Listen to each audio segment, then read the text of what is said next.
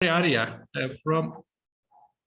I am sorry. First, I want your permission to record this meeting because there is some demand from the area. They say you have very valuable keynote speakers and participants. So we want to listen your records after the meeting. So if you give us a permission, so we want to record this speeches and other all over the meeting. So now we are recording, I want to say. So and because of the impacts of climate change, which are getting larger and larger day by day. So, of course, World Agenda had to give some interest to these matters because impacts of climate change, of course, cause very important losses from public health to economic ones. And therefore, at the end of a long and tiring process, nations of the world decided to take actions against the sources of these problems related to climate change. And in the base of this decision, of course, there is a huge scientific background, which researchers founded this background, of course. Scientific meetings, as we are holding today, have great contributions to the decisions and decision makers in this area, because of course, we are saying some very important things. We are conducting very important scientific researches, and we are writing very good papers. But its impacts must be, and its importance must be understood by especially local governments, decision makers. So such events like today we are holding are very important to share these results. And as well as decision makers, young students and also young researchers have also opportunities to learn the latest developments and share their opinions, raise their awareness for the topic, for the climate change matters. So I want to speak about some topics related to Turkey, because we have been witnessing good improvements in Turkey in terms of climate change issues. As we know, as a country, Turkey is located in Mediterranean basin, and this basin is a very important area for the effect of climate change, because the countries in this area, in Mediterranean basin, are expected to impact it more than other countries, as scientific reports says. And we are also experiencing bitterly these impacts as wildfires, which we experienced and which we lived in the last summer and the summers before the last summer.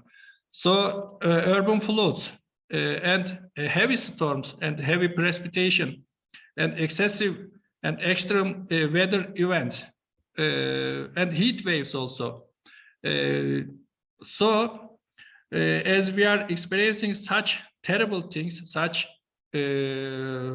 of course disasters, as a country we must make some steps.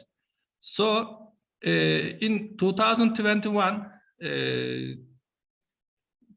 Paris Agreement, which we signed before, was adopted legally in our assembly. So we regulated some legal base and legal rules related to a ministry, which was before Environment, Urbanism, the Ministry of Environment and Urbanism. So the name of this ministry changed. The Ministry of Urbanism, Environment, Urbanism and Climate Change. And then we founded a department called Climate Change Department, and in this ministry, and also the Turkish State Meteorological Service became an entity of this ministry. And these are very good steps. First, this shows we accept the at least the existence of climate change politically, and we accepted the impacts of climate change, and we accepted that we must take actions towards the climate change, impacts of climate change. These are important because, of course, we accepted these things nearly 20 years ago, but we haven't just taken any steps towards the measures, of course. So, and these are the important part of the Turkey's adventure. So the last thing in last and good thing in Turkey in 2021 was the Climate Council, which I am mentioning today.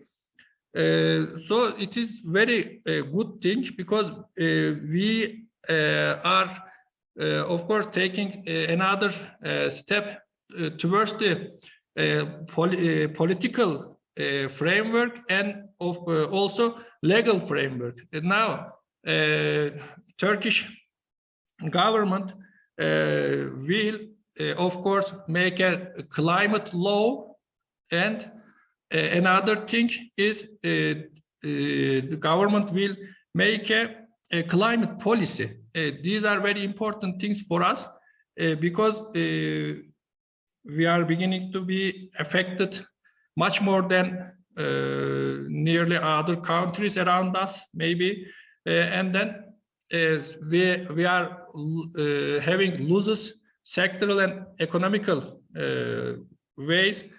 So, of course, we must make some steps. The last thing I want to mention about in this speech is that why is the name of this scientific meeting is bioclimate change. Of course, climate change is very important, but bioclimate is important because it is the combined effect of climatic elements. We can say that, of course, as one of the climatic elements, just imagine temperature. When temperature changes, of course, it can affect very huge, it can have very huge effect, but bioclimate is more than one parameter. Bioclimate is the combined effect of more than one climatic parameters. So, when we are speaking about bioclimate, its effects is directly on human body and directly on human activities, of course. So, bioclimatic change symposium is more meaningful because, of course, there are experts among us. They will, of course, speak about it. But the last assessment report of IPCC is also speaking about it. A direct effect of climate change on human body and human activities.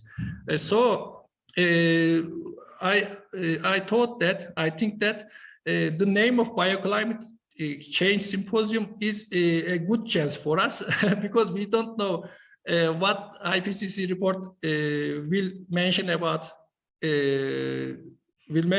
and we thought this name before the report.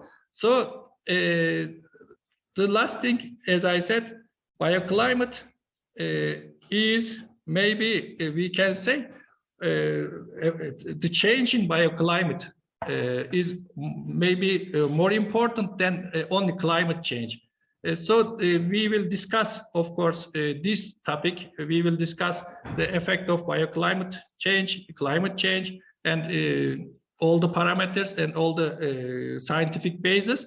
So the beginning point for the bioclimatic change symposium is that, and I wanted to say this. And the last thing, we are, as I said, we are very happy because we are a group. We are with a group of very valuable researchers, and I want to thank you again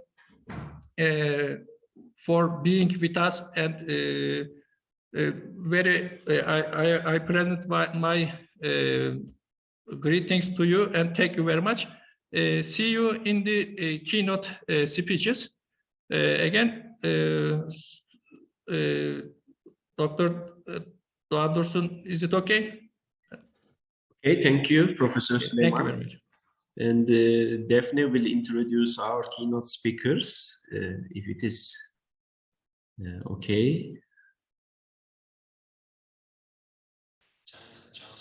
Please open the voice of Daphne.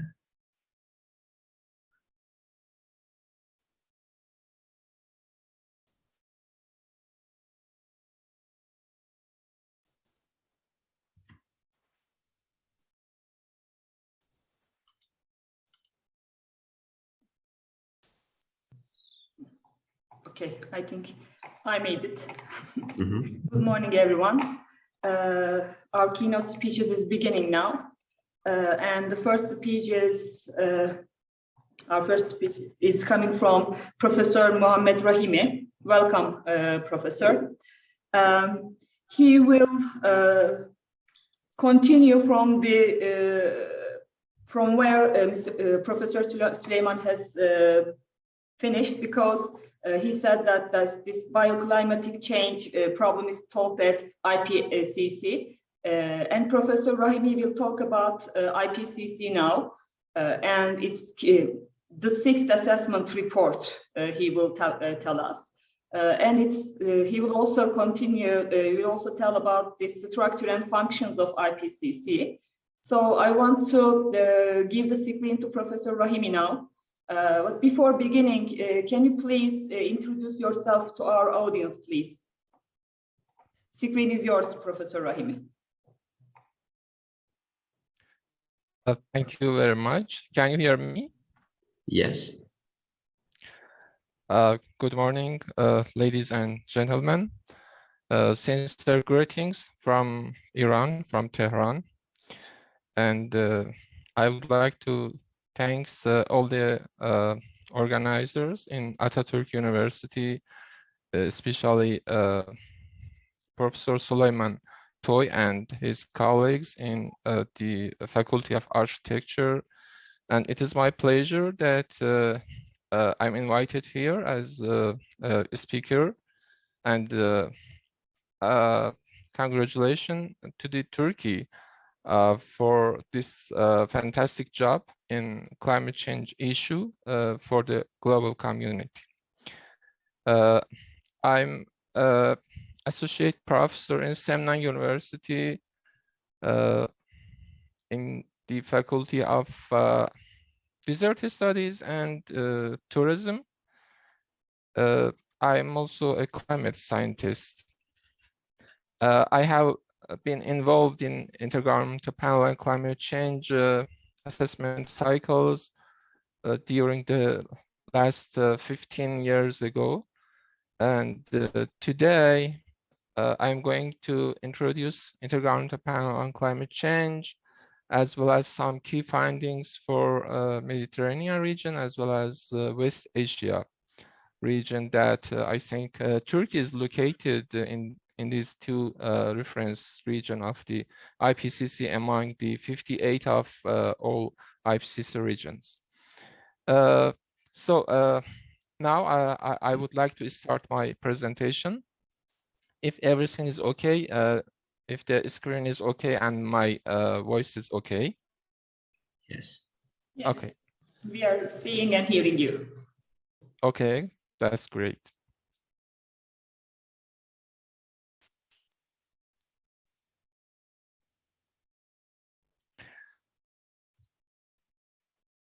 Okay, very shortly, I want to start with the beginning of the IPCC. IPCC, Intergovernmental Panel on Climate Change, established 34 years ago, jointly with World Meteorological Organization and United Nations Environment Program. So this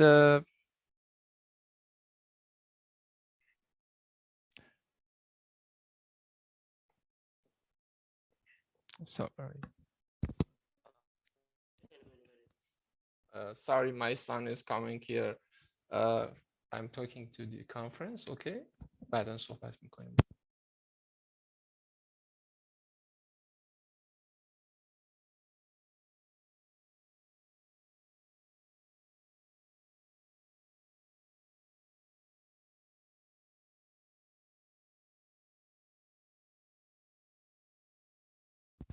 IPCC has a very fantastic structure, including 3 working groups. Working group 1, it is about the physical science basis. Then working group 2, it speaks about the climate change impacts, adaptation, and vulnerability.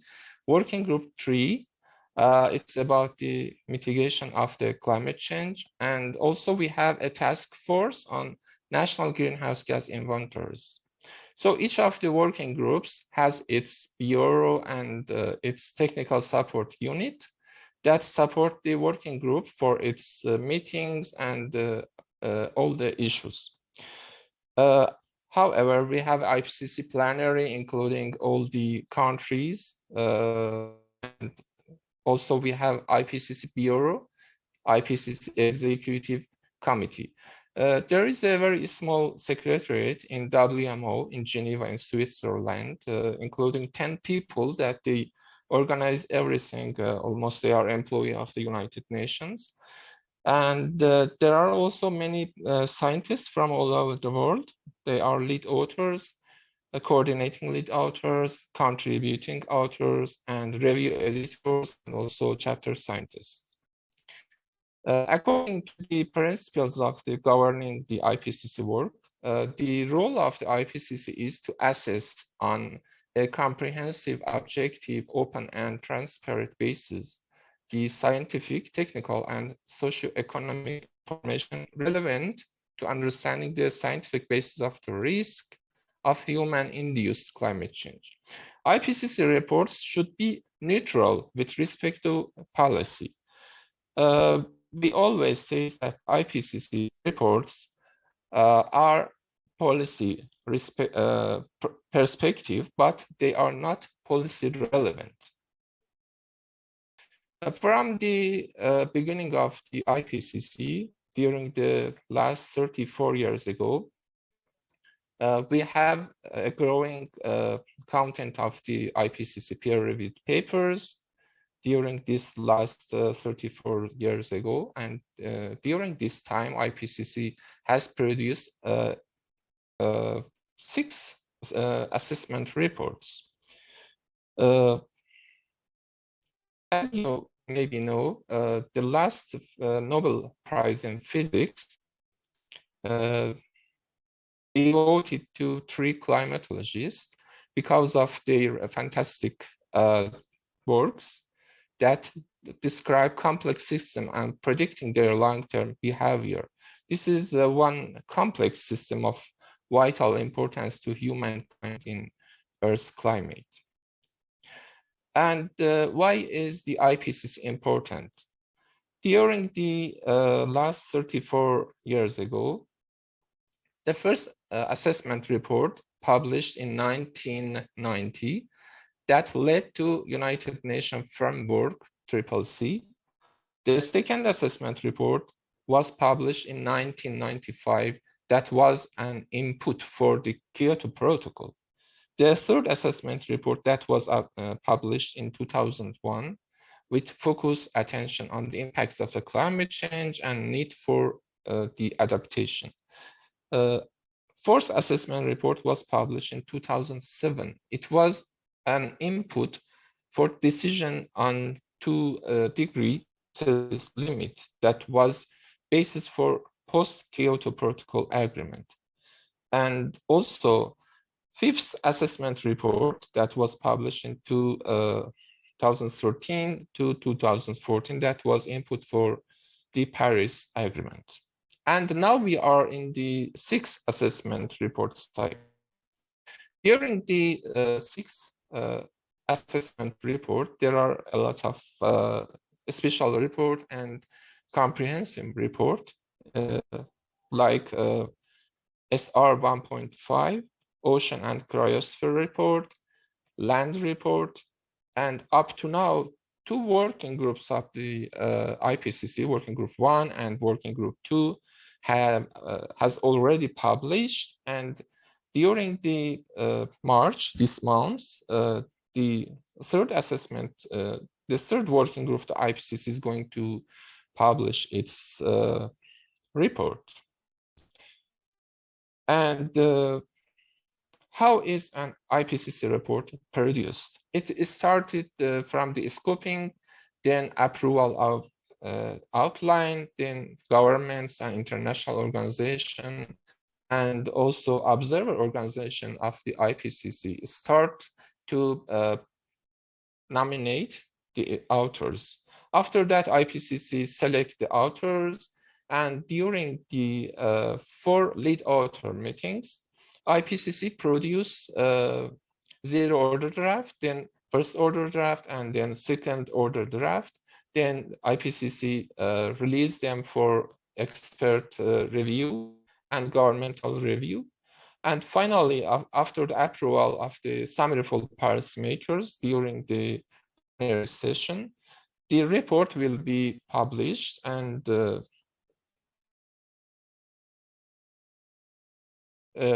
is available free of charge for all the people from all the world. And here I would like to show some graphs about the authors of the IPCC reports. As you see, from different parts of the world, from North America, Europe, Asia, South America, Africa, and Oceania. And here you see top 5 of these countries that the first one is United States, 74, then UK, 45, Germany, 45, Australia, 37, and China also 37.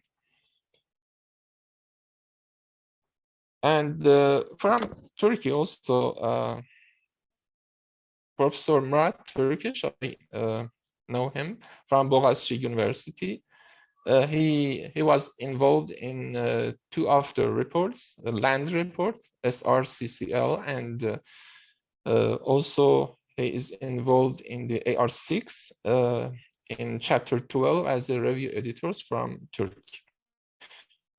Altogether, only for working group 1 report, we have 234 authors from 65 countries, including women and men, that from different parts of the world. And for the review processes, I mean, getting the comments and suggestions from the experts or from the governments, from the observer organization or international organization, about 78 review comments from 46 countries.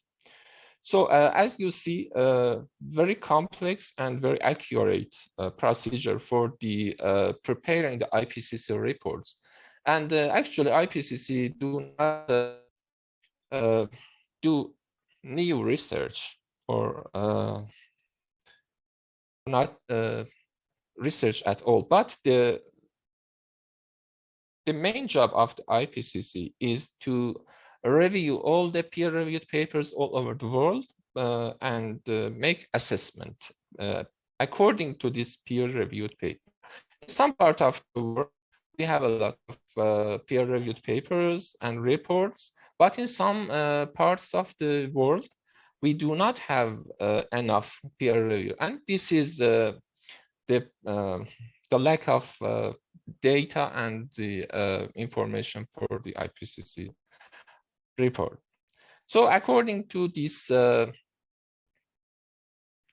Working Group 1 report, recent changes in the climate are widespread, rapid, and intensifying, and also unprecedented in thousands of years. Here you see two graphs that infers human influence has warmed the climate at a rate that is unprecedented in at least the last 2000 years.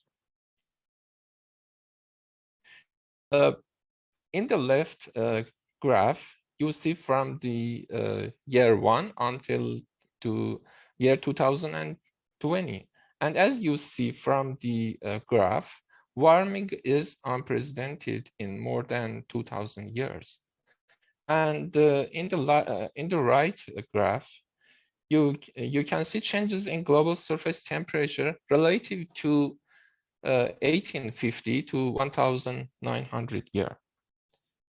During the last years, we have a lot of increasing in the temperature and about 1.5 warmer in comparison to the 150 years period of 1850 to 1900. And it is to say that change in global surface temperature annual average as observed and simulated using human and natural and only natural factors in the right graph. The blue color is simulated natural only, including solar and volcanic. Solar positive trend and volcanic negative impact, and altogether end to the increasing. And the black one is observed, and the yellow one, orange one, simulated human and natural. And it infers that it is because of the climate, anthropogenic impact of the human activity. So here I would like to show some more findings. CO2 concentration is highest in at least 2 million years ago. Regarding the sea level rise, we have fastest rates in at least 3,000 years ago. Arctic sea ice area is lowest level in at least 1,000 years ago. And regarding the glaciers retreat, we have unprecedented in at least 2,000 years ago. So according to the Working Group 1 report, it is in this PU table that human activities are causing climate change, making extreme climate events, including heat waves, heavy rainfall, and droughts more frequent and severe. Extreme events, including extreme heat, heavy rainfall, drought, fire weather, and extreme events in oceans are more frequent and more intense, almost in all parts of the world, including Turkey, Iran, and other parts of the world. And again, according to this report, human influence is the main driver of hot extremes, ocean warmings, changes we see in the frozen areas of the planet, global retreat of glaciers in the 1990, 40% decrease in Arctic sea ice since 1979, and decrease in spring snow cover since the 1950s. Climate change is already affecting every region on Earth in multiple ways. The changes we experience will increase with further warming in the next coming decade. It doesn't matter which country you are, warming is everywhere now and is worldwide. Here you see temperature change during 1880 to 2020. For all the countries, as you see, we are facing with global warming in almost all the countries, and you see different colors and started from blue. As you see, we have now red almost in all the continents and all the countries. In second part of my speech, I would like to present some key findings for West Central Asia region and also Mediterranean region. As you see in the map, Turkey is also located in both regions, mostly in the Mediterranean region, and also my country and other countries are located in West Central Asia region. We have 58 reference regions in IPCC. So before starting presenting the key findings for the Mediterranean region and West Central Asia region, I would like to point out a very important issue. In IPCC, we have a special language of uncertainty that we use it in almost all of the reports, and it is the level of the likelihood and level of the confidence. Based on the evidence, I mean reports, especially reviewed papers that are published in the international journals, we decide which level of the confidence we use in our statements. If we have enough evidence and enough agreement between the evidence, so we may use high confidence. As I said, in some parts of the world, we do not have enough evidence. Sometimes we do not have enough agreement. So we decide to use medium confidence or low confidence. This is about the past. And for the future, we use likelihood terms. We start from exceptionally unlikely, that is about 0 to 1% of occurrence, until virtually certain, that about 1990 to 100% of the occurrences in the future. So it is very important that when we use IPCC reports, we consider the level of the confidence and level of the likelihood. I would like to start with key findings for West Central Asia, that eastern part of the Turkey is located in this part. Regarding the long-term warming, we have long-term warming trend since the middle of the 20th century with high confidence. And projections show continued warming in the future. We have high confidence in these statements. It means that we have a lot of reviewed paper with agreement. Regarding the extreme heat events, they are very likely to become more intense and or more frequent in next coming decades. Cold spells intensity and frequency, as well as the number of the frost days, have been decreasing with high confidence. Cold spells will have a decreasing frequency in all future scenarios. We have very likely level of the likelihood here.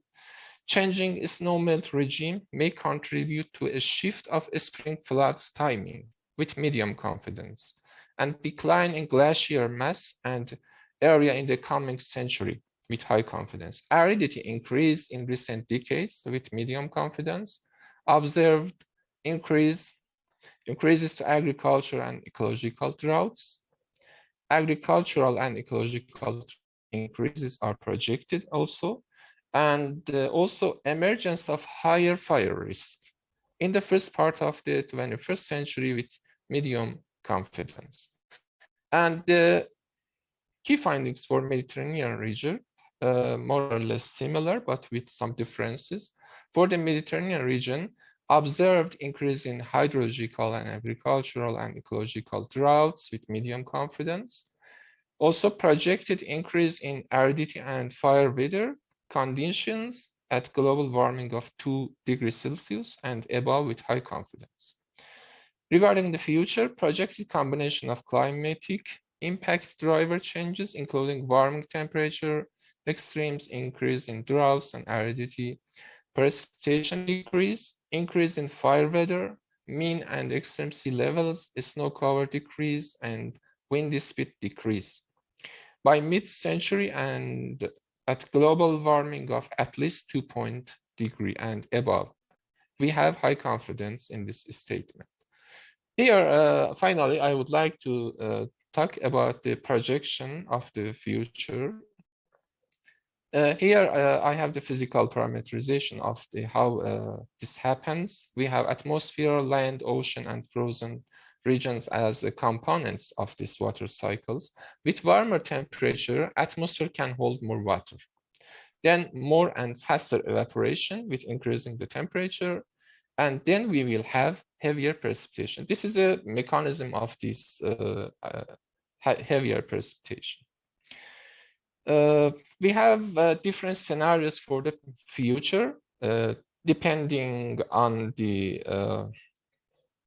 international activities and national activities for decreasing the CO2 level.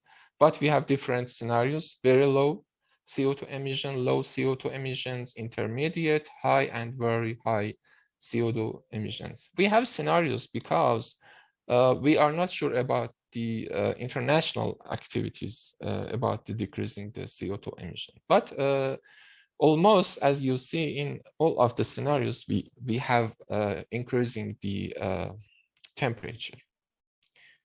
Here, I have some more regarding the level of the global warming: 1 degree, 1.5 degree, 2 degree, or 4 degree. In all of these, we have likely or very likely or similar terms for increasing the temperature and the precipitation. In any case, to limit global warming, strong, rapid, and sustained reductions in CO2 level, methane, and other greenhouse gases are necessary. This would not only reduce the consequences of climate change, but also improve air quality. And my final word: the climate we experience in the future depends on our decisions now, in all countries and in all the world. You can find more information regarding the IPCC, especially 6 assessment report, working group 1, 2, and 3, in different platforms in the IPCC website, or you can follow us in Twitter, and LinkedIn, or Facebook, and other media. Thank you for your attention. I'm here if you have any question or remarks. Thank you. Thank you so much, Mr. Rahimi. Does anyone have any questions?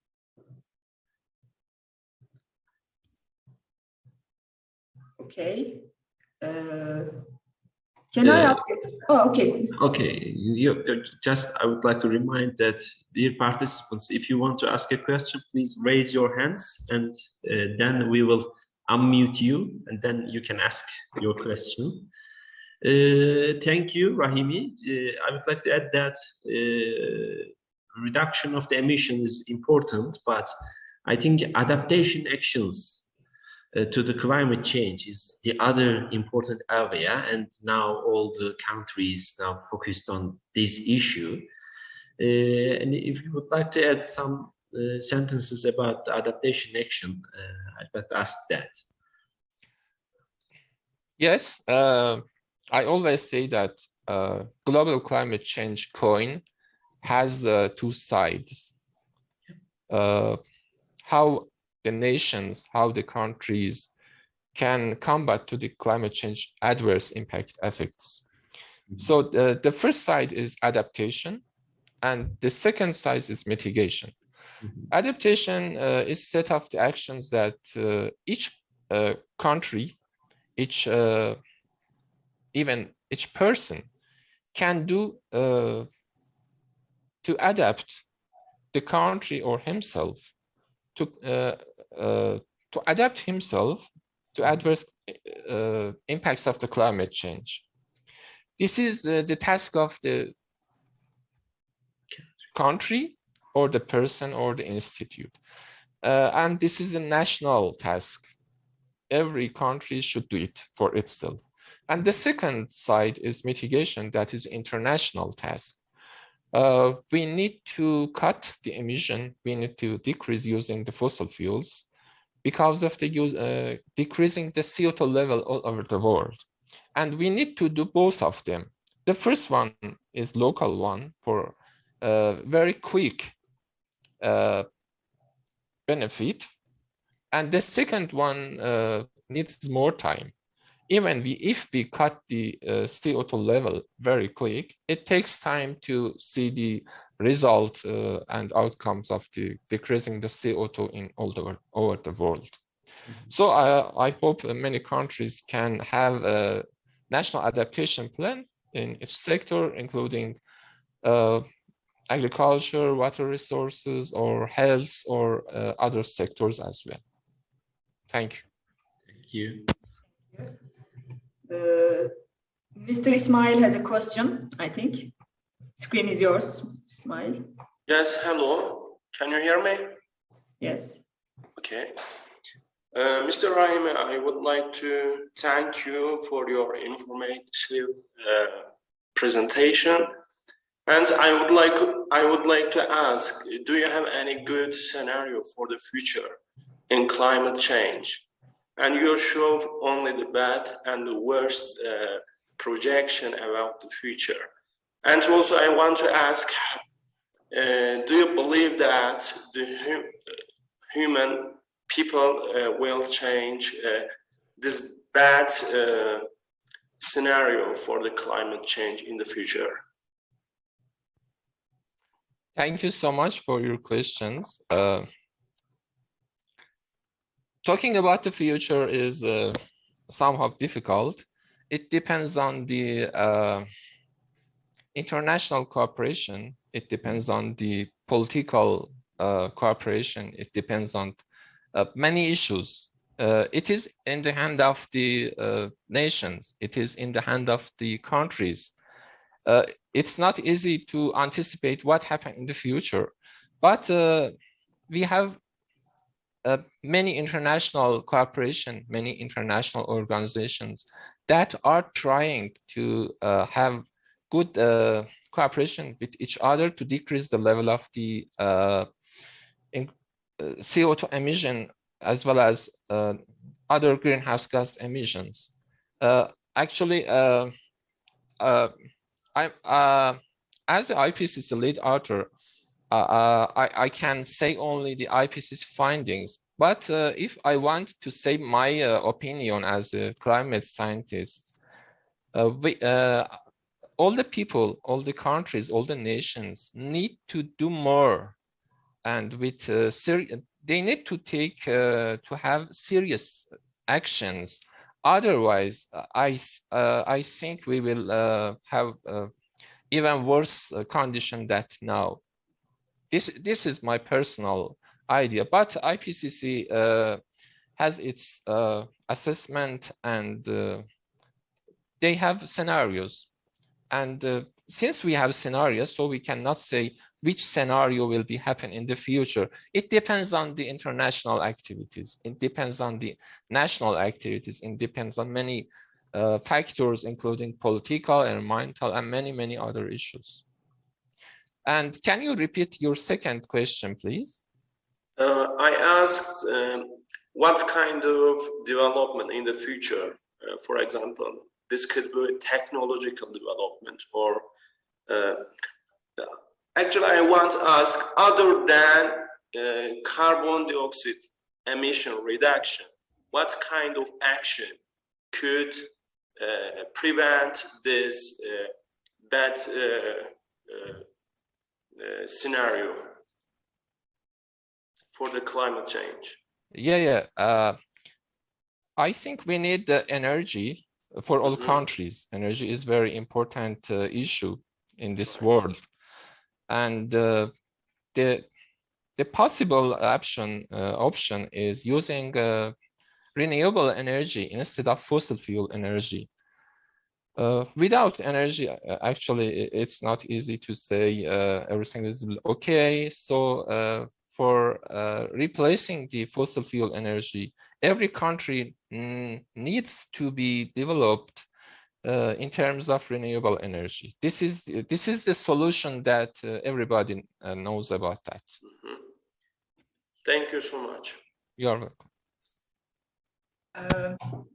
I have two questions, Mr. Rahimi. And first is about the one Mr. Ismail has asked. Do you tell us about the scenarios which IPSS has done? But I wonder if you make some scenarios about the cutting of CO2 emissions. For example, if it's cut by 10%, what will happen in our near future? Do you have something like that? Yes, working group 3 of the IPCC mitigation are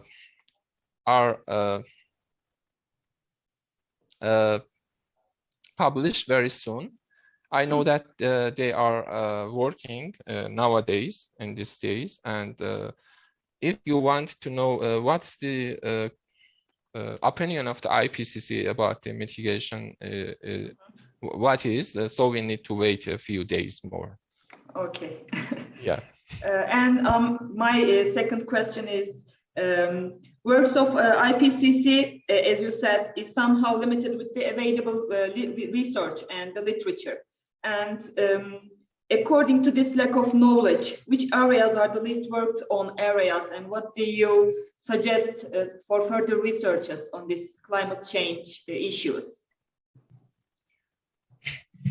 Yes, during my activity in the IPCC, I noticed that West Asia and some part of the Africa, Central Asia, we have lack of peer-reviewed papers and data for this part of the world. And because of that, we do not have so agreement, we do not have so confidence level of the statement in our assessments. Actually, I think we need to encourage the scientists from this part of the world, West Asia, Central Asia, and the African region, that first study the climate change in their region, in their countries, and then try to publish them in the international journals. However, we can use gray literature. Gray literature are literature that are not published in the international journals or in English language. It is only in the local language, but we can use them. But the problem is that in addition to lack of the enough evidence, enough literature review, there is not too scientists from this part of the world are engaging in the IPCC. For example, from the Central Asia, I had a talk 3 days ago for the Central Asia UNDP Kyrgyzstan organized event. Anyone from Central Asia in the IPCC. So it is difficult. So we need first enough peer-reviewed papers that we need. And the second one is more scientists from these regions in the IPCC. Okay, thank you, Professor Rahimi, for all your contributions here. You are welcome. If anyone has any questions, we can start our second keynote speeches. Okay, I think Dr. ADEB is here.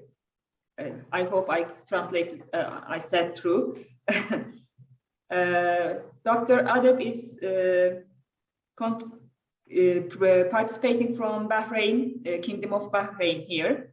And now with his speech, we are changing scale from global to urban. He will talk about urban heat islands and the future research opportunities about this.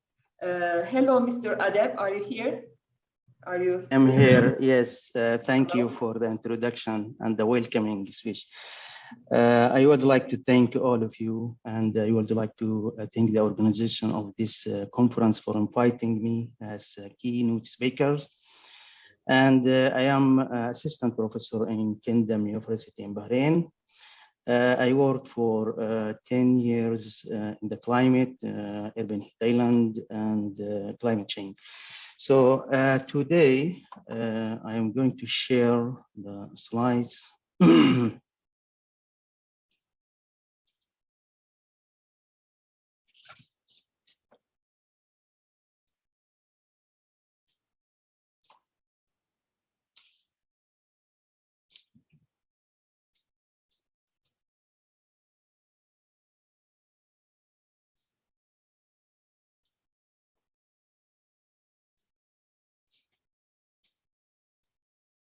Is it showing the slides? Yes, we can see the slides and hear you all well. Yeah, okay, thank you. I want to give some idea and information related the GCC climate and how is the climate change and what the opportunities for study the urban heat island or study the climate change for this region. This is the contents of the presentations, which is mostly related to the factors that is related to the climate change and what is the issue that facing this region and what the opportunities for the future. 15% of the world's populations is living in the urban area, and this value is estimated to be increasing to 70% in 2050. So as GCC, there is no village, or we cannot say there is suburbs, is mostly right now in the GCC are urban. And the numbers of the peoples are going to be increasing in this region. There is need to pay more attention to the impact of the urban heat island, and that is affecting in future for the climate change. And wait, I want to change the position of this. Yeah. Okay, the GCC country suffers from the heat stress and discomfort environment during the summertime. And the governments here in the GCC obliged to reduce the emissions that are contributing the global warming. So this is the regions that I'm going to focusing on it, which is including the Turkey and Iran also, because they are neighbors of this region. And this is the GCC locations, which is highlighted by the green colors, which is Oman and United Arab Emirates and Qatar, Bahrain, Saudi Arabia, and Kuwait. And this is the DEMI elevations, how is the different heights of the lands. And this is mostly the zero-tile land here. And this is suffering from the high air temperatures. And we can see how is the air temperatures as remote sensing data and the field measurement data have been in different countries in this region from Kuwait, Qatar, Bahrain. And we can see here the summer air temperature is increasing, reaching to 48. And the remote sensing is also showing how is all this region going to be, the air temperature going to be increasing to 15 degrees. And this graph is showing how is the behavior of the air temperature during the daytime and how it was and how is the air temperature recently. As we can see here, this is for the Kuwait and Saudi Arabia, Qatar and Abu Dhabi, which Emirates and Muscat and Panama. This all is study for this region. It's showing that the daytime air temperature was cold here as showing in the blue colors. This was before the oil productions in 1996. And at that time starting, the daytime temperature is increasing and warming the daytime temperature. But before we say is mostly it was a cold environments and the cool daytime.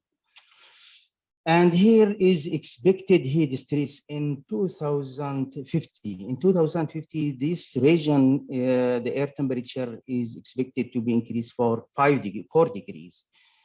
And this is study in 1995, and this study also for 2030, how this region is the air temperature is going to be increasing here. And this is based on the Germany Max Planck Institutes and MIT in USA study. And this is in Australia studies also for this region, how is the heat stress is going to be increases for 2100. They assume that the air temperature is going to be increasing for this region to 60 degrees. So how is hot this region or this area or the coastal line of this area is going to be, and how is going to be impacting all the people who are living here.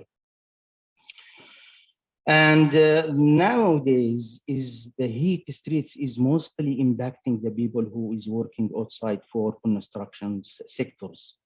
So there is a huge really air temperature during the daytime of the summertime, but the government of this region have a summer work ban that is not allowed to worker to work in this time for 3 hours. And if the heat is increasing for this region, the time for the working ban is going to be increasing also. That is also impacting in the economies and impacting in the construction sectors also. So this government should take some actions to reduce or to mitigate or to adapt with the climate change and the increasing of the temperature in this region. And we can see here when the air temperature is increasing, the outside, the needed for the electricity and the air conditioning system inside the building also increasing. And we can see here is how the electrical demand is increasing for this region for all countries. But this we can see here, the electricity demand is increasing for the whole regions for this is expected for 2040. What we can say here, I agree with Professor Rahimi that is this region and Africa region have low research in the climate change and low research also in the urban heat island and the surface temperatures.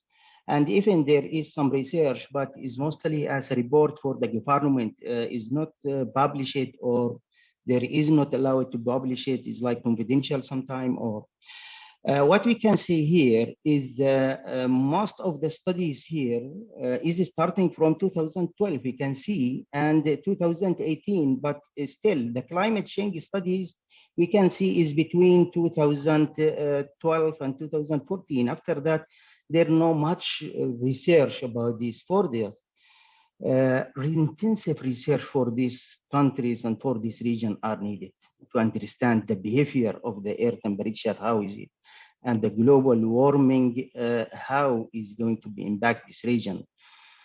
And this is the land characteristic for this area is mostly is like a desert. And before, we can say before of the oil productions, most of this area, it was green.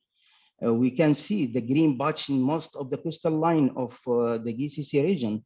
But all this green are demolished because the developments and because the investment, and now it's become very hot. Before the air temperature it was cooled comparing with this time.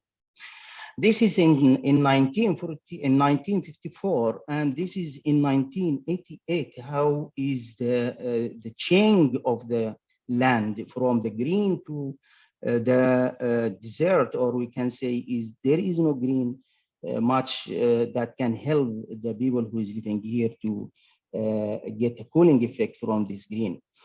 And also the issue of such region also with the green also because the needed for the investment, they allow the people to burn the agriculture's land for the investment for real estate, and the value of the land also increasing when it is empty land or no green or no agriculture for this land. The value of this land is increasing, and they can use it for real estate investment.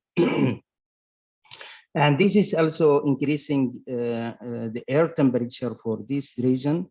And this is also, this region, how is the development of this region? We can see Dubai, Manama, and Bahrain, and Kuwait, and Doha, Qatar. How is the high-rise building with the glazing facade, with the neo technology? We can see what we can say that this is strategic or the development for somewhere in Europe or in East Asia where there is a forest and the climate is better than this area, but when they built it in this area, the worsen the environment here, and you cannot walk here during the daytime. It's very hot and very heat stress and during the summertime, and there is no much solution to reduce this heat.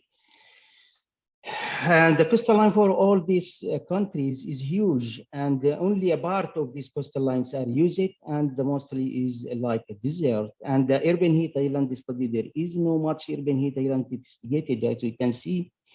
And this is the oil productions values. Saudi Arabia is higher in the terms of productions of the oils.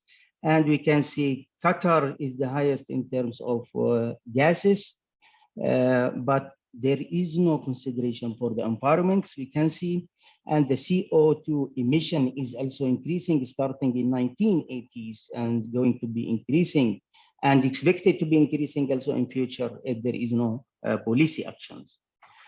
And this is a study about the networking, how is the coastal lines of this region. And this is during the COVID-19. And we can see there is still emissions of the NO2, regardless about what is the lockdowns during that time and what the measures they implemented. Still the NO2 emission is still is increasing, and also we can see the aerosol optical depth also is increasing for the coastal lines, and also the particles meters PM2.5. Also we can see in Kuwait, and this is all the coastal lines also is affected by all emissions gases and increasing the heat for this region. And also this is the SO2 emissions also is mostly focusing in Kuwait here, and also the pollings of this affected this goes to the whole coastal lines here until the Saudi Arabia. And the climate research opportunities that is needed for these regions is space syntax with the urban heat island, and they have to understand how the space syntax with the urban heat island of the climate change also. And also the urban morphology is detailing studies for how it was the urban morphologies for the traditional forms and for the new forms, and also for the new residential area, how the variety of the air temperature between all of them to take a good action for reducing the air temperature for these regions. There is a lack of study on the urban morphologies, and there is lack of study also for the desert ecosystems. And this is only one trees. We found it in Bahrain deserts is one trees, and all the peoples are gathering under these trees during the daytime and during the summertime also. And how these trees is impacting and giving cooling impact, they have to have some research to understanding how the ecosystem for this desert to impacting the climate, and how they can get benefit from these trees implemented inside the city to reduce the air temperatures. And also this is the ecosystem that is available like mangrove, like palms. Also the impact of this to give a cooling impact is not well studied yet, and needed to be understanding. And also the oasis that is available sometime in some desert area, which is attracting the people to this environment to have some enjoy for this desert land. But also there is no study how we can get benefit from this oasis in the desert and bringing to the city, and spread it in the city, that if there is a good impacting to reduce the air temperatures. And this is the people, they go there and to enjoy for these environments. But unfortunately, they didn't understanding how we can bring into the city itself. And also the land reclamations, because the developments and because the oil production, we can see the land, how the tilled land and reclamations land is increasing. This is in 1990, and this is from 2005 to present. How is the layout of Bahrain, for example, as one case study. And this is from the present 2030, expected all this red color to be tilled land or reclaimed land, all this is this reclamations of the land, how is going to be impacted, how to going to be increased the air temperature, how is the surface of this, how the facilities that can be done, what about the transportation, all this need to be studied. But what they do, like a planning and the expectation of the air temperature for the futures, there is a lot on this and need to be increasing to understanding and to get some awareness. And also the desert topography, how is the desert topography, how the different topography and different contours that is can get a benefit to understanding how the behavior of the air or the surface temperature for the different topography. And also the dust storm. The dust storm is also facing these countries for limited month, for example, starting from March, April, and June. And this time also the temperature is increasing. How the relationship between the dust storm and the air temperature and how they impact the dust storm to the air temperature need also investigation, and what is the strategies that can prevent the dust storm to reach to these countries, also need extensive research. And this is really big issue for this time, critical time for them, and to reduce it or to understanding how we can prevent like this issue. And this dust storm is coming from the south of Iraq and from the east of Saudi Arabia, and impacting all this region, Kuwait, Bahrain, Qatar, and United Arab Emirates. And also, because this is the hot environment and there is a demand for the air conditioning system, when the air conditioning system also needed, also the heat is generated from the air conditioning system to the outside, and it's become like recycling. They get a cooling effect from the indoor, and the outdoor is heated effect and is like recycling issue and needs some strategy to solve that issue. And also the numbers of the cars also increasing. Each family have 2, 3, 4 cars.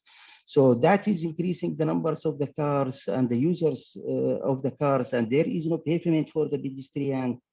And even now, the thinking is starting for the sustainable design, but still the issue for using variety of the cars and the air conditioning system that generating the heat is still there and expected to have reduce it by 2030 because they have a plan. But still, the issue might be reaching to 2050 to adopt it or to manage the heat of this region. Also, the main things also we can see here is the oil and the gas field. The oil and the gas field, it was very far away from the city, but now the sprawl of the city is going to this field. And now we can see some residential buildings are built near this field. And this is huge impact in terms of the pollutions, in terms of the heat to the residential people. We can see here, this is the field of the oils, and this is the residential area. And here, sometimes surrounding the people are coming here and living here, but is hot environment during the daytime. But during the nighttime is become better than the city because there is a wind removing the heat of this environment. But this environment is really need to be studied and to understanding how this field is impacting the pollutions and impacting the heat stress for these environments.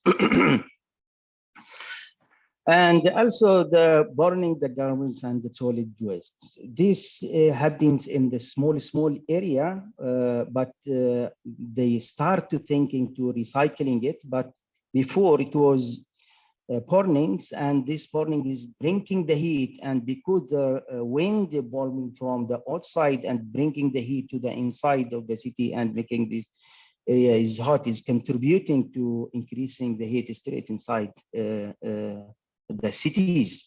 This is landfills in UAE, and this is landfills in Kuwait. And also there is new residential building. We can see everywhere new residential building, but the numbers of the trees also is very low. And the thinking about the green environment is also very low. So what we can see is to understanding about the urban textures and the urban colors, how these urban textures and urban colors can help to reducing the air temperature, or maybe is contributing to the air temperature of the city. There is a lack of study on that. So this is needed also to understanding to get some strategies or a recommendation on that. Also for the green roof, if we're starting for the green roof or the green wall, because it's hot and most of the trees, because the heat stress is burning, and sometimes is not working for the green wall or for the green roof. For that need understanding how to protect these trees in the green, in the wall and in the roof. Otherwise, the green wall or the green roof are not going to work for this environment. And another climate research potential for this environment is the land use and land cover and the relation with the urban climate, regional wind speed and direction, how is bringing the heat from outside to the cities, and the intensity of the sun and the solar radiations and the soil itself, the surface temperatures, the water receptions flows, and by climate, urban populations, because there is no village right now, it's mostly the populations inside the city, and how this is increasing the heat or the air temperature. And also need some comparative study between this region and other regions, if there is some recommendations or they can get a benefit from the other studies in the other regions. And the conclusion is urban climate research in GCC countries is still in its infancy and has a potential to be investigated in different perspectives. Action plan, strategy to mitigate or to adaptation the heat stress in the GCC cities will contribute and limit the climate change and future climate negative impact expectation. New technology to recycling and to manage the solid waste are needed. Understand the natural environment's positive climate impact to cooling the city. Guidelines to control the city's role into the oil gases field are needed also. Green roof and green wall in GCC region need strategy to protect the plant from the heat stress. Most of the methodology used for investigation this region is the remote sensing and the gears and simulation. There is no field measurement. There is no different method investigating the air temperature and the heat state for this region. I recommend to use a variety of the methodology that can be understanding how the behavior of the air temperature and the heat state for this region to be understanding and to give some awareness for these people. And also the machine learning, artificial intelligence and neural network also advise it to make some studies for the future expectation for this email. And thank you. For any communication, we have this email at QAID and gmail.com. Thank you. Thank you so much, Dr. ADEB Kat. For the time's sake, we can have one question. Is there anyone to ask anything? Excuse me. Yeah. I will not ask a question, but I would like to add a few sentences about your presentation, because the slide shows the island example, which is the Al-Nabeh Saleh Island. Yes. That was spectacular example because we saw the land use characteristics of island in 1954, and we observed the changing structure in 1998. Settlement growth is huge, and all the ecological structure diminished on Yes. that island. So anthropogenic factor is the reason of the important reason of this change in that example. And the other point is about the Middle East cities. I think they are rich cities, they are economically well, but they are following the same path of urbanization. Correct. High density, tall glass buildings, and they are destroying the ecological sites. I think there is a trend of copying of urbanization model, but Yes. this is not consistent with the climate conditions and the changing climate. Yes, thank you again. I agree with you. Thank you for your comment. Yes, I agree with you. It's coping from others, a region to this region, which is not appropriate, which is not, it doesn't help. It doesn't help. Okay, thank you. Thank you.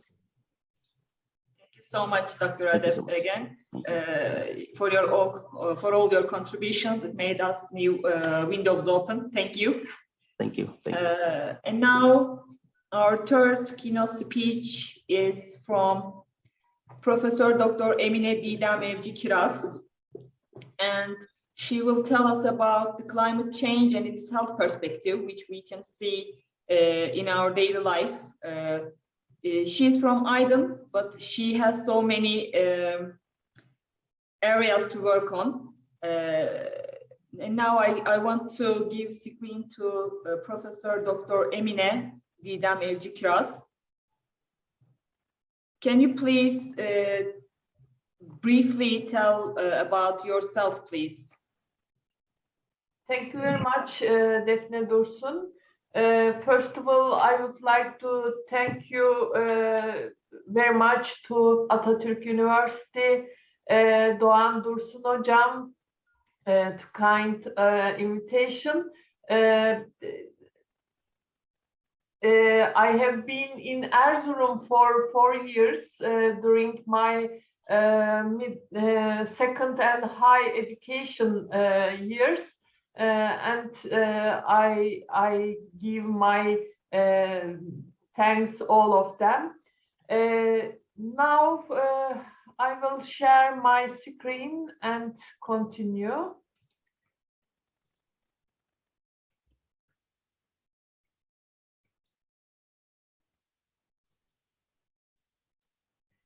Yes, I am a medical doctor, but I finished my MS and PhD on public health. MS in Gazi University, PhD in Hacettepe University, and I am interested in especially environmental health of public health subjects. And I continue my technical issues in Ministry of Health until 2004. After 2004, I moved to academical roles in Aydın, Adnan Menderes University. In present position, I can say I'm a head of department environmental health interdisciplinary program in our university. Also, I have two training and research center, application center for Roma people, and also City Health Development Research and Application Center. And also I am a professor in Department of Public Health. Around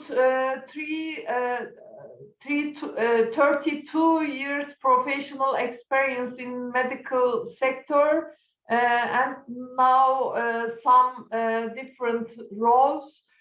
For example, WHO National Health Cities Network Coordinator, Aydın Health City Coordinator, Advisor of Turkish Health Cities Association, and now WHO European Health Cities Network Scientific Committee member. And I want to share my two journals names, Climate Health and Health Journal, and also City Health Journal. And also I am a member of Health and Climate Change Association, and I am inviting all of you to our association. And with Doğan Dursun Hocam, we are working in climate adaptation project of UNDP Turkey. I am a health sector expert of this project. And also, I want to invite you to our Congress also, Health and Climate Change Congress in November. Please follow our website from Health and Climate Change Congress webpage. Yes, we start sentences. The thing we fear most about the climate crisis is that it will cause deep inequalities. Leave all your habits aside in the climate crisis. If we don't change these habits, we will face more health crisis. In the document World Health Risk, Global Preparedness for Health Emergency Annual Report, Global Preparedness Monitoring Board, September 2019, published by WHO in September 2019, it is necessary to keep in mind the health emergencies that have been forgotten over the years. It was also stated that the priority of the leader at all levels was to be prepared for health emergencies that would affect the entire society. In this document, 7 urgent actions were proposed. Heads of government must take commitments and invest. Countries and regional organizations should set an example. All countries should build a strong system. Countries, sponsors, and multilateral institutions must be prepared for worst. It is essential that financing institutions are ready with financial risk planning. Development aid funds should create incentives for preparation and increase amounts. The United Nations should strengthen its coordination mechanisms. Everything was felt and also a lot of things made to be ready, and the world faced the COVID-19 pandemic in December 2019. Now is the time to be ready for other emergencies for the future. Climate change not only affects ecology and biodiversity, but also change 6 important indicators in terms of public health. 6 important indicators, they are disease patterns, source of disease, diversity, structure, amount, strength of disease agents, ways of transport of the agents, vectors, their environmental characteristics. Climate change affects social and environmental determinants of health in different dimensions, such as clean drinking water, clean air, food, and infectious disease, something like that. Within the framework of changing and developing climate literature, it is useful to approach the events with definition of climate determinants of health. And also you can see the figure about climate determinants of health, social determinants of health, human health level, community health level, climate hazard, exposure, vulnerability, risk. You can add climate determinants of health.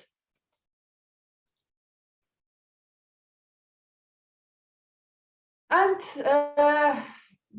we talk about resilient and non-resilient countries. There are many different classifications of countries of the world.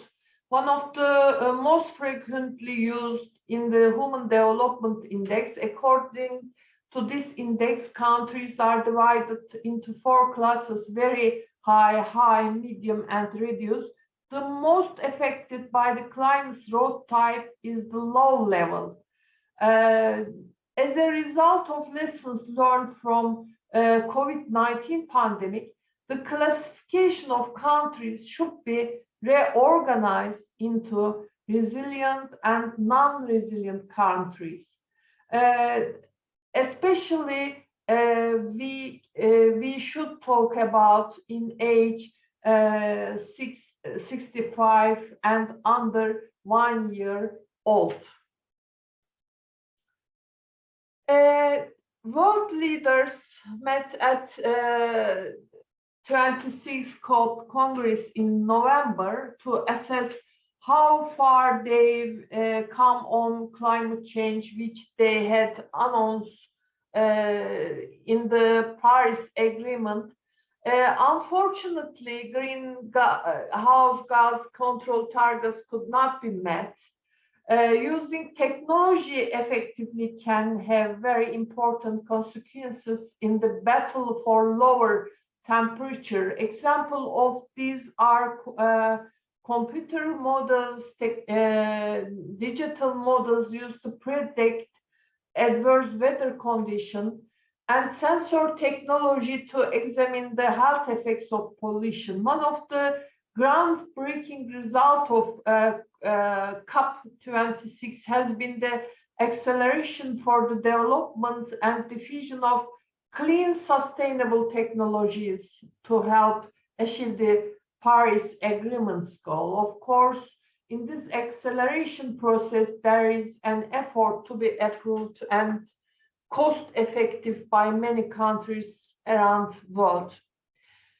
According to WHO, the world will face 250,000 more deaths each year due to climate change. Children will die from malnutrition, the elderly will die more quickly, and the diarrhea and malaria will lead to higher expected death rates each year. However, all of above are preventable. I want to point out preventable. Cities and industries located in cities are at risk. Administrative, technical, and academic view that the city delayed the plans to develop rural areas. Rural living conditions and production are needed in order to be prepared for the health effects of climate change and to create resilient societies. Climate change negatively affects all sectors and will affect them rapidly. However, it is the health sector that will suffer the most. The health sector has not yet started the defense mechanisms and adaptation studies to protect itself from the effects of climate change, or is moving slower than speed of climate change. There is no such section, climate-related issues in mitigation and adaptation plans, and also no name of climate-sensitive disease within the scope of the ICD, the International Classification of Diseases. When climate change is evaluated in terms of public health, signs of climate change can be grouped under 6 main headings. Unusual weather events, change in water resources, rising sea level, heat, cold waves, change in air quality, increase in ultraviolet radiation. The health results of effects of 6 signs can be examined under 8 main headings. Disease associated with heat and cold, side effects of ultraviolet radiation, health problems caused by air pollution, food and water-related diseases, changing infectious disease factors, disease associated with vectors, mental problems, re-emerging and new diseases.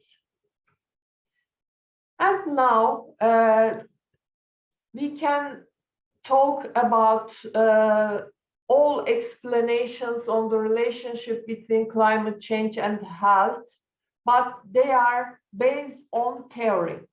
The strength of evidence pool that considers the relationship between climate change and health is weak yet. There is a need to produce that data by using research methods, analyzing and reporting the data according to the level of evidence will be guide for decision makers and policy makers. Data should not consist of only quantitative values. Social evidence should also be collected. The social evidence pool approach should be added to concept of the diagnostic evidence pools used in health for quantitative data. Climate change is faster than our rate of adaptation to climate change. The time elapsed between setting priorities and taking action will determine the duration of death and life. Research and publication dealing with these subjects in the world are very limited. Evidence values are still low. This is because the reason is that there are many studies in the field of effects of climate change, but health has not yet been included in climate research. The effects of climate change are considered as a disaster, and health is handled in the dimension of health services in disasters and emergencies. However, scientific studies are needed to protect health from the effects of climate change and to increase its resistance. The lessons to be learned from the COVID-19 pandemic are many. Even the most advanced healthcare systems have collapsed because of their suddenness and unpreparedness, failed in protecting and maintaining public health. Addressing all these issues, first International Health and Climate Change Congress, Climate Change and Health Future named, was held online on April 2020. The Congress is the first and only Congress to discuss the relation between climate and health in Turkey, especially before COP26. And you see our point out, emphasized subject in 2 or 3 presentation. One of them, these are the cities that will be most affected by climate change. Rural areas that the affected people in the cities will prefer to breathe should be developed, protected, and reserved for emergencies. Leaders who embrace health in every policy and One Health views will shape the future. Scientific research is needed on topics such as multiple hazards, risk management, social evidence-based decision-making, blockchain, IT, artificial intelligence, and public health. The health of planet has deteriorated with a culture of working together. The health of the planet can be improved. Awareness rising, literacy and advanced education curricula on the climate crisis should be determined at every stage, from preschool to university, from math education to social education, and should be implemented quickly. Sorry for that.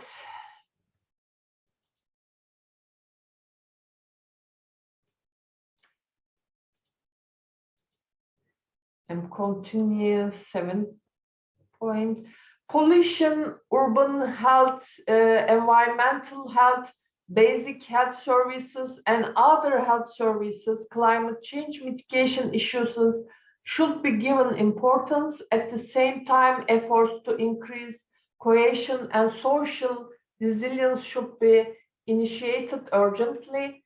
National, regional, and city-level adaptation plans to the health effects of climate change should be prepared, focusing on vulnerable points and groups. Early warning systems should be established and efforts should be supported to keep the society together and prepare it for the future in a healthy way. Climate adaptation efforts at national, regional, and city level should be institutionalized, educated experience, and open the development manpower employment, budget allocation, data collection, monitoring, evaluation, and sharing process should be planned in a way that can handle it and manage the impact of climate change on every sector. Evaluation and analysis with a focus on health should be made existing structure for effects of climate change. There are promising, innovative, and future-shaping studies, experiences, lessons learned, models, and examples in the world and in Turkey. It is beneficial to introduce and disseminate them. it is useful to evaluate the health effects of climate change from a public health perspective focused on ecology and biodiversity. We must not leave anything or anyone behind, including wildlife.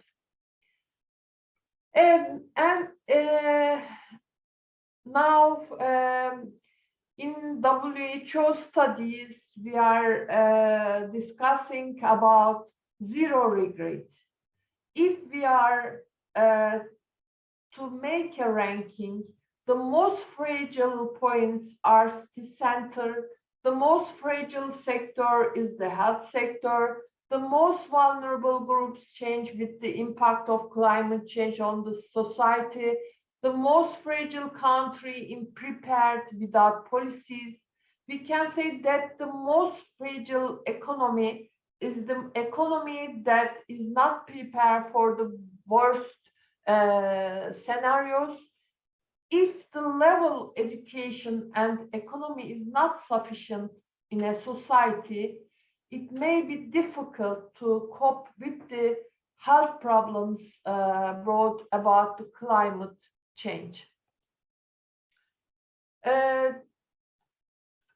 We need to establish a monitoring system, collect evidence, classify disease as a climate sensitive disease, coding them, interpret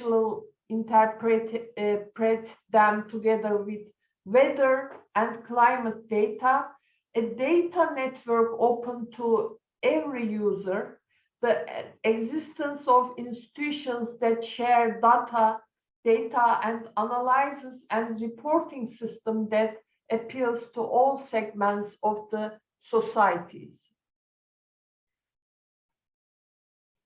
The goal is to carry out the twin action together, but to give more importance to the action of adaptation for health.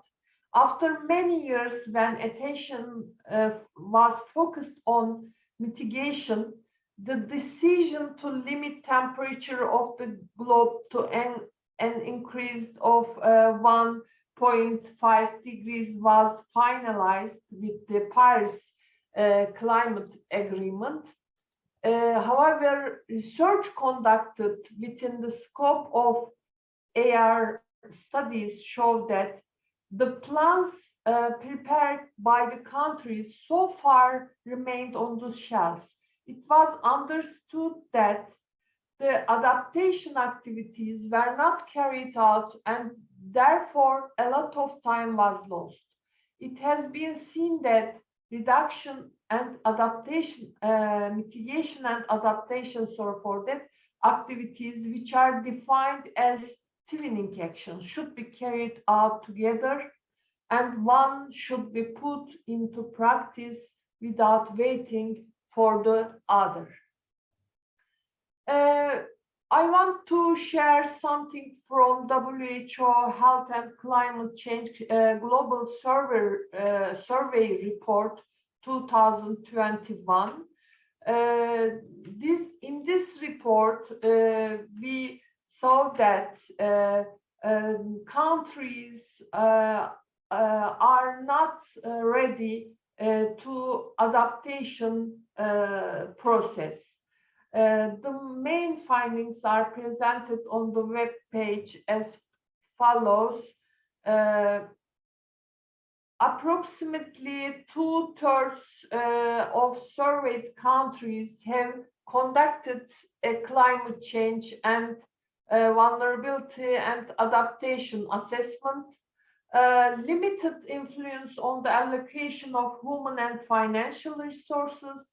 Over 3/4 of surveyed countries have developed or are currently developing national health and climate change plans or strategies. Insufficient financing, human resources constraints, and limited research evidence technologies and tools. About half of surveyed countries report the COVID-19 pandemic has had a significant impact on their work to protect health from climate change. diverting health personnel and resources, and slowing the implementation of protective measures. Just 1/3 of country respondents have taken the opportunity to include climate change and health consideration in their plans for recovery from COVID-19. There is progress in developing intersectoral collaboration on policies and programs related to health and climate change.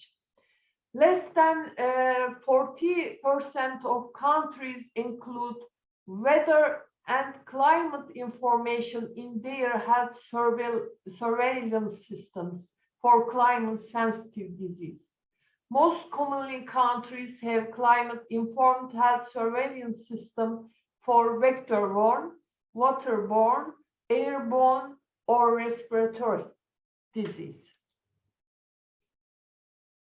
Only 1/3 of surveyed countries have climate-informed health early warning system for heat-related illness or injury and mortality from extreme weather events, despite strong evidence that these risks are increasing around the world. The health workforce is increasingly informed and trained on the connection between climate change and health. But excuse me, Professor DİDEM, the slide is not changed. Sorry for I am in slide starting with only 1/3 survey. True? No. Which one is?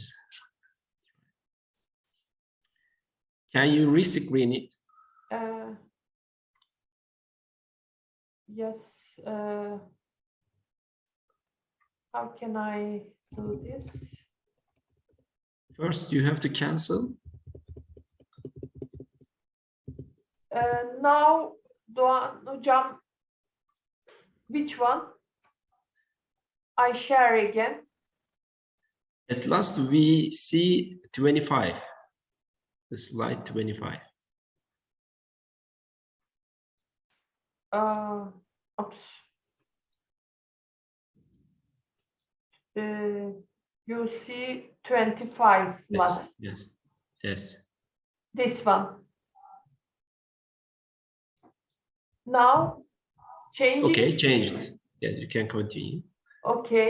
I said that we share some evidence from WHO Health and Climate Change Survey, Global Survey Report, this one. And then continue with some evidence.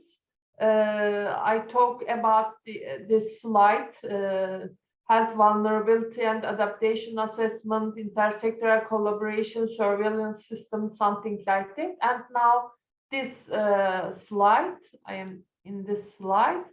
The health workforce is increasingly informed and trained, I said. A growing number of countries have conducted assessment of the climate resilience of their healthcare facilities. Only a small proportion of ministries of health in low and lower receiving international funds to support climate change and health work. Countries have significantly increased health considerations in their national determinant contributions. Another interesting point is that the issues of health is not covered under a separate heading for mitigation and adaptation in climate change action plans. In the stage of assessing effects of climate change, analyzing the level of danger, exposure, risk, vulnerability, and making adaptation plans, health was considered as one of the social factors and was limited to being healthy and well-being. Whereas health covers individual and public health, environmental health, city health, One Health, health in all policies, health for all perspectives. Health is the core issues for health sectors, all sectors, sorry. Undoubtedly, the biggest share in the prevention of climate problems we mentioned belongs to the states and their policies. First of all, the most important point is to be determined on this issue and never give up on progressing on this path. Of course, in order to make progress in this regard, a serious budget must be allocated and human resources for employment must be provided. The budget should be used both for the countries themselves and for non-resilient countries, and climate support should be provided. In addition to what can be done personally and more, it will be accelerated by what disciplines and sector will do together. No money, no action. No human resources, no action. No collaboration, no success, I can say. Thank you very much, Doğan Hocam. Thank you. Definitely, would you like to say something? Yes, thank you, Professor DİDEM. Does anyone have any contributions or a question? For the time's sake, we have take just one question or contribution here. Yes, Professor Rahimi, screen is yours. Can you hear me? Yes. Yes. Thank you so much, Professor EMİNE, for your very informative and nice presentation regarding the impact of the climate change on health. This issue is also important for my country, and we have recently conducted an WHO-funded project regarding the vulnerability of different sectors in Iran regarding the climate change impacts. I just want to say something about the no collaboration, no success in climate science. Climate systems do not respect geographical borders. Also, Professor ADEB QAID from Bahrain already talked about the research. Because of the nature of the climate science and climate systems, we need to collaborate regionally. I mean, the neighbor countries, including Turkey, Iran, and the Arabian countries, our region, need to cooperate all together because the climate systems do not respect the geographical border. And that's why I always insist the climate scientists that work all together. And I hope this conference to be announced something like a statement or something like that. And this is one of the messages of this conference, that the region countries and the scientists from the region countries need to collaborate to each other. Thank you. Thank you very much. Thank you for the Thank contribution, you so much Professor for your Rahimi. contribution. And now, after listening to all our keynote speakers, we understand that despite its importance, we have so limited research on climate change, especially on different sectors. But now, with the presentation of Professor CENK DEMIROGLU, we are moving to a new sector, tourism. So, Professor DEMIROGLU is participating us from Sweden, and he will tell about tourism and climate change. Screen is yours, Mr. DEMIROGLU. Thank you very much, Defne Hocam. Can you, let's see, can you see my presentation now? Yes, we can see. Yes, we Very can. good. Yes. First of all, I would like to thank the organizing committee for the invitation and for giving me this opportunity to to share my insights about about the ongoing research on tourism and climate change. My name is CENK DEMIROGLU. I'm based at EMİNE University in northern Sweden. I'm an associate professor at the Department of Geography and also affiliated with the Arctic Research Center at the same institution.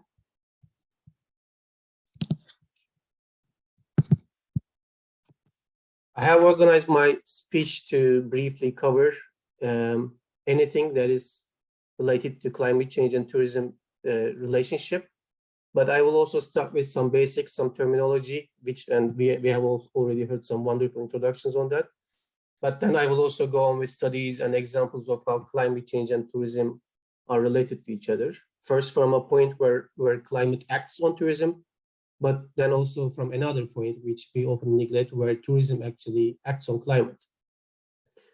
And I will be also talking a lot about ski tourism, snow sports tourism, which is also one of the core products in Erzurum at our host institution city, and it's also my primary research area. And if we have time, I will also try to talk a little bit about the future of snow sports tourism in Turkey with a post-climate perspective.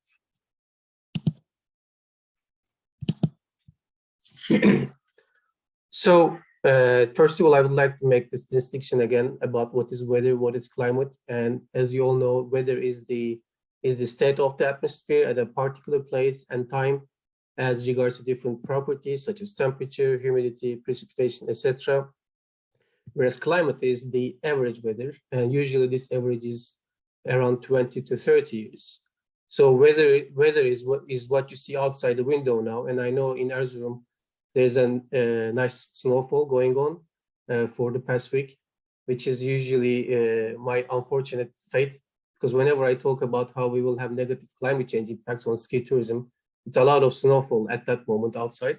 Maybe I should just keep speaking and then we will have no more snow problems. But yeah, as we say, climate is indeed a long-term statistical summary of this weather. So what today's conditions do not really matter for the long term, and it's also for a wider region for a climate zone when we talk about this long-term average weather. And technically, climate change is a change in the state of the climate that can be statistically identified in the mean or the variability of the climate properties such as temperature, humidity, precipitation. And also these changes, they need to persist for an extended period, typically for decades or longer. And this is the definition coming from the previous IPCC report. And the news, as you all know, is that climate today is not changing for the first time. It's a phenomenon as old as the Earth, but the contemporary change that appears in a global warming trend is a unique one, as its cause is mostly anthropogenic. In other words, it's human-induced. And here is the figure again from the previous IPCC report, which shows the major drivers of climate change in terms of their contribution to radiative forcing. In other words, the amount of heat created per meter square. And yes, there is some natural cause to net global warming, as you can see here, but the major sources are human-induced. And this is especially through the greenhouse gases and especially the carbon dioxide emissions as well as methane. And as we emit more greenhouse gases, we make this blanket around the Earth thicker, and this leads to capturing more heat in the atmosphere, and that leads to global warming. And here you can see this so-called hockey sticks. It's quite popular around here in Sweden, as it's one of the national sports. These figures, these curves, they show the impact of carbon dioxide on temperature, and you can see how correlated they are. But you can also see that there have been many hockey stick trends along the millennia for more than 400,000 years. But this has been a natural cycle. This has been due to the natural cycles of the solar activity. But this last one here, the hockey stick really extending high, this is unprecedented because This carbon dioxide increase has never been seen before in the past 400,000 years. And this is the difference coming from human activities, especially because of fossil fuel consumption since the Industrial Revolution. As our keynotes pointed out, we have already warmed up by now more than a degree since the Industrial Revolution, and that you can see along the black curve. This is the rising temperature in the global surface temperatures. And depending on the measures we take or not, we could see an increase up to 6 degrees. And you could see that they're also quite convergent in the first half of the 21st century. So whether we mitigate or not, the impacts are here to come anyway, because of the mostly because of the lag between the emissions and the warming effects. And the 1 degree temperature rise might sound like a small change, but think of what happens to your body when your body temperature increases by a degree or 2. You get sick, and in this case, the Earth is getting sick, and as we are part of the Earth, we are also getting sick. Yes, after this brief introduction, let's have a look at this emissions and impacts relationship from a tourism and climate perspective.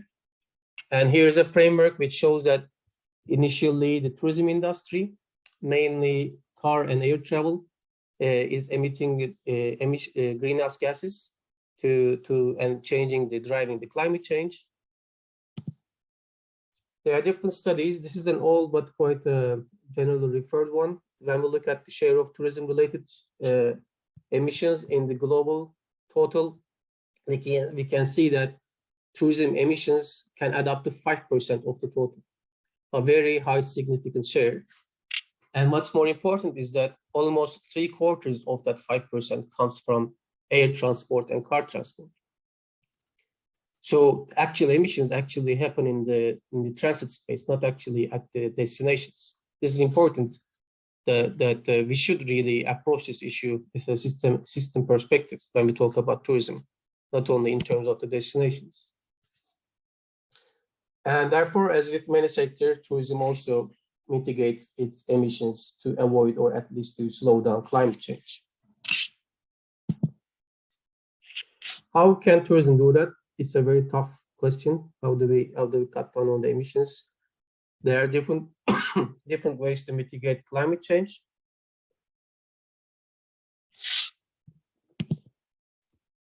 One of the first things that come to our minds is, of course, technological measures. We want to be practical as usual, but we really need to be careful with greenwashing here. For instance, this one on the left I saw in a Norwegian Airlines magazine. They were promoting to reduce emissions by 30% per passenger. That means if they grow their business more than 30% in 10 years, which is likely to happen in the air business, their total emissions are still higher than today. And this kind of greenwash maybe can influence the humans, but it will not really influence the atmosphere. The aggregate emissions will be aggregate emissions. We also need to be alert about how we design the political measures. For instance, we hear a lot about carbon tax to discourage people from, for example, using the benzene or diesel. But we also need to know where this tax money is going. If it's going back to finance coal plant investments, there is no point in really taxing the carbon. Yeah. And then there's the behavioral aspect of tourism's climate change mitigation, which I think is the most important, because it's about how we as the individuals can make the change without waiting for politicians or the technologists. But this is also very tricky. I don't really have straight answers to this. Nowadays, we talk about responsible tourism, even transformative tourism, where you really become a pro-environmentalist after certain trips you take. We talk about staycations, which have become even more popular with Corona.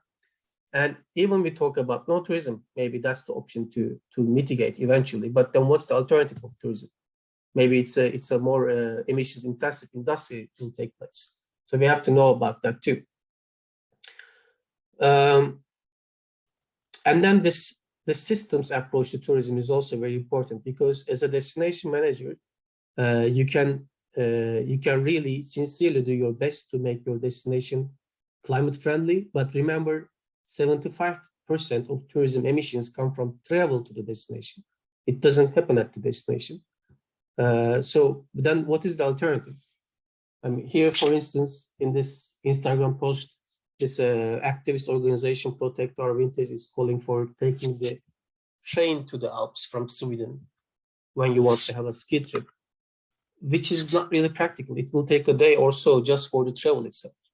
I mean, this is not, it's good to promote this, that because it's really low on carbon footprint, but then is this practically feasible? It really is not. So I don't really have the exact answers on how tourism can really engage in mitigation. It has to, I think, do the best in all the areas in terms of the individual behavior, the policy, and the technology.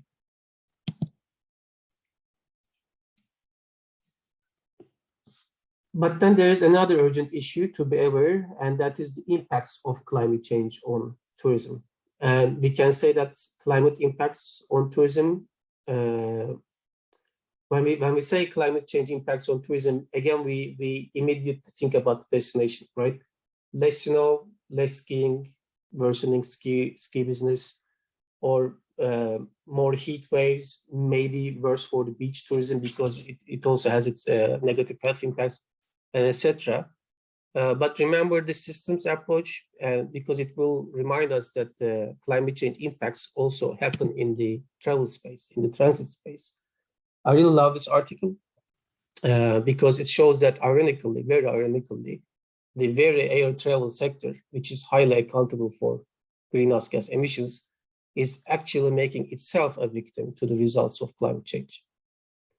And in these articles, we can see that with stronger jet streams in the future, there will be more air turbulence, resulting in more passenger discomfort, longer travel times, more costs, and again, very ironically, more emissions. It's a very, very vicious cycle.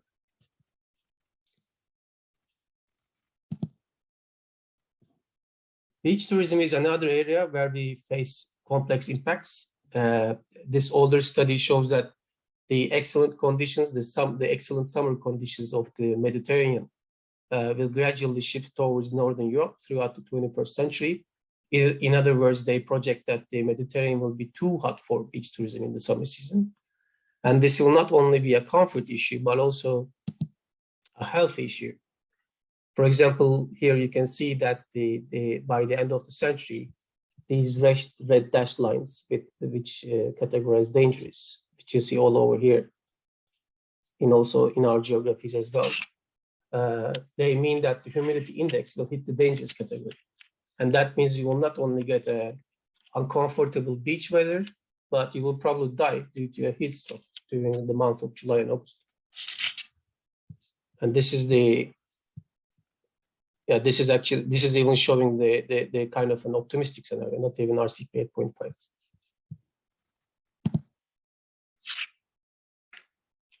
Now, taking you to the cooler geographies, the Arctic, where we ourselves, myself, am located, we are also facing various climate impacts on different tourism products. For example, our chances to see the aurora borealis, the northern lights, and the midnight sun are decreasing, since we will have a more cloudy climate in the future, according to projections, due to heating and more water vapor in the air. Or attractions such as the Ice Hotel or the Santa Claus Village in Finland, they will be less appealing or not even exist due to lack of cold weather and snow. But then there is also a reverse trend, which is called last chance tourism, meaning that there's an increasing interest to visit the Arctic exactly because of these losses that we are facing. People want to visit the places, or for instance, see polar bears before they disappear. And this is again very ironic, because then they travel really long distances and with a very high carbon footprint to realize these kind of last chance tourism tours.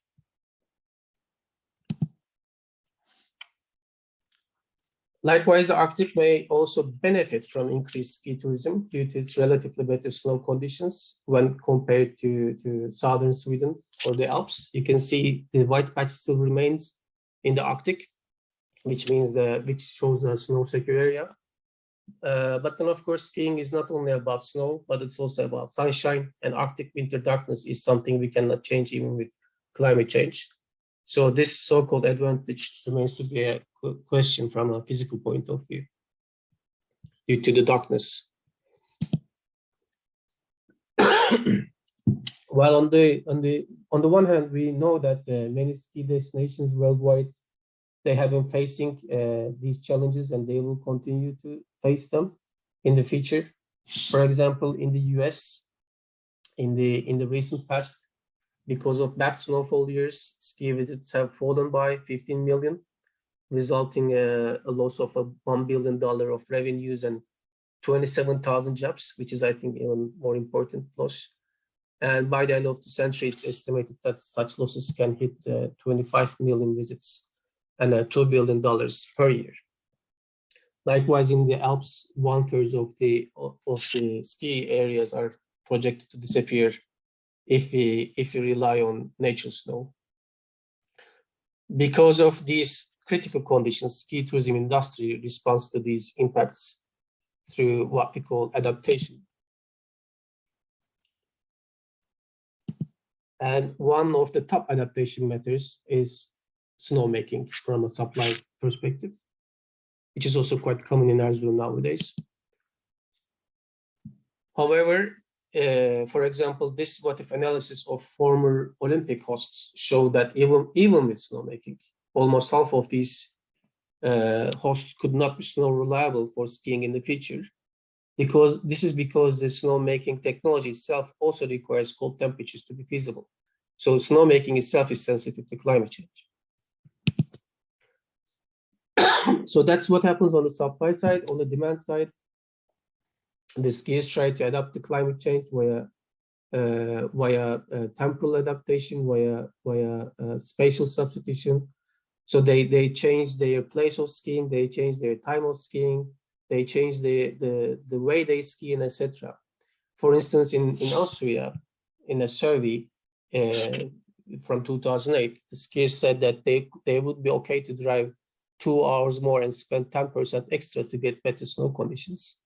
So this points out an increasing competition in the future. And besides these spatial and temporal substitution alternatives, some skiers, as in the case of Norway, also say that they could try alternative skiing styles, such as tour skiing, randonnée, telemark, and they would get to the snowy mountains where there aren't any ski lifts. So they would climb up themselves using these kind of ski equipment. This is, of course, not something that everyone can practice due to physical requirements, but we should look into innovations like this because they can be real game changers in the future, and they could attract more skiers into these alternatives such as ski touring. It could make this kind of a sport a mainstream sport, and it could be a main tourism product. And this innovation here is a drone that can act like an individual ski lift to pull you up a mountain.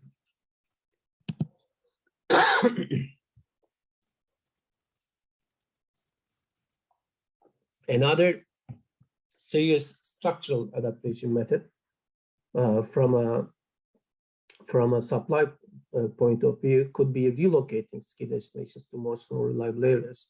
This is, of course, a very, very heavy operation. And as we discussed earlier, Arctic Sweden has promising snow potential for the future. So maybe we can see more ski area development.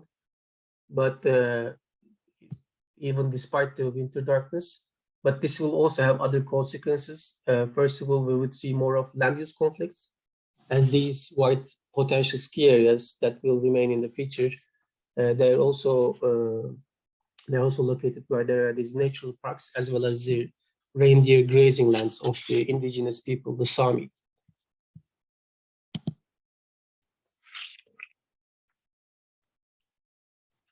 And as I said, moving these ski areas to the north, it will also trigger more long distance travel, probably by airplanes. and it will create more emissions and it will create more mitigation issues. Sorry about this newspaper article, is in Swedish, but it says, this is from 2008, and this major ski resort in Arctic Sweden says that we are looking forward to climate change because we will win with our better snow conditions. They're happy about climate change. And 10 years later, we see in the news that they're actually complaining about climate change, not because they have less snow, but it's because the government has imposed tax on the flights. And now they're missing customers. So in a way, indirectly, they have been impacted by climate change. So they should not only adapt to climate, but they should also adapt to mitigation. I will finish this speech with more examples on ski geography, and I will try to show you that skiing is not only based on snow, but also other climate elements and other physical and human factors. And I will give the example from an often neglected ski domain, my own country, Turkey. And here you can see that both Turkey and its neighbors, even as south as Cyprus, Lebanon, Israel, they are home to ski resorts under operation and development. So this is quite a large ski geography in itself, Western Asia. In Turkey alone, there are around 70 ski areas, alpine ski areas, and there are many under construction. And I think because of this, especially because of these forthcoming investments, it's important to assess geographical characteristics before deciding on new ski resort locations. I will now very briefly share findings based on two recent studies. One of them applies this so-called ski climate index to assess the feature snow, but also other relevant climatic factors such as wind, sunshine, and temperature conditions. And the second one combines the results of these climatic assessments with data on topography, land use, accessibility, and security, perceived security. So this is how ski climate conditions looked in the past. These dark blue areas, they have the best conditions in the normal period. And we can see that in a warming climate, these dark blue areas are to shrink in the very near future. And this is the RCP 8.5 scenario. I should have noted that. Then on the other side, we start assessing the topographical conditions because we, of course, need mountainous landscapes, not only snow, to have an alpine skiing tourism. First, we look for high elevation, but not too high. Turkish mountains can rise above 4,000 meters, but this isn't good either as it starts to breathe at such altitudes. And the aspect factor is important. In Turkey, we most often locate the ski resorts to face the northeast so that we benefit in the best way from cool temperatures. This is a good example to show how different geographies can have different approaches. For instance, here in Sweden, you can see many skiers face the south, not the north, because they want to benefit better from the limited winter sunshine. Of course, Turkey doesn't have the sunshine problem owing to its mid-latitude. Another factor is physical, but also tied to cultural factors, and that is the slope. In the case of Turkey, we want the suitable ski areas to have low degree green to blue slopes, as many people are at the beginner and intermediate levels. In the Nordics, this might have a different approach, of course, with maybe more red and black ones. And here is the result of an overlay analysis showing the topographically most suitable areas. So it's this combining slope aspect and elevation, and the lighter the color, the better the topography for skiing. And it actually makes the mountainous areas very prominent. And here we overlay it with the results from the past climatic conditions, but also the future climatic conditions. And you can see a darkening effect. It's showing that the changing climate conditions is actually reducing the suitability for ski business. Then we bring in more human factors. We look at land use and cover. For instance, we remove the urban areas. And depending on our sustainability approach, we could give low scores to forest. Maybe we don't want to cut down trees for ski resort investments. Again, we have the accessibility layer, and here we can also have a sustainability approach and give a higher score to maybe railroad connectivity because it has a lower carbon footprint compared to air and car travel. Then a more complex data is about security. And I would like to really say that this is a very superficial approach at the moment, so don't take it for granted. This is a direct count of terrorist attacks in the past years, but a better assessment would have been by looking into perceived security, by looking into how these events have been reflected in media and in social media, because that would have given us a better understanding. And when we combine these factors, we have the feature climate and topography in combination here. In other words, the physical layer. Then we add the land use uncovered. You can see that we are losing more suitable areas. It's more eliminating. Then we add the accessibility layer and the security layer, and we have the final suitability map. And we can validate this by looking at the existing ski areas.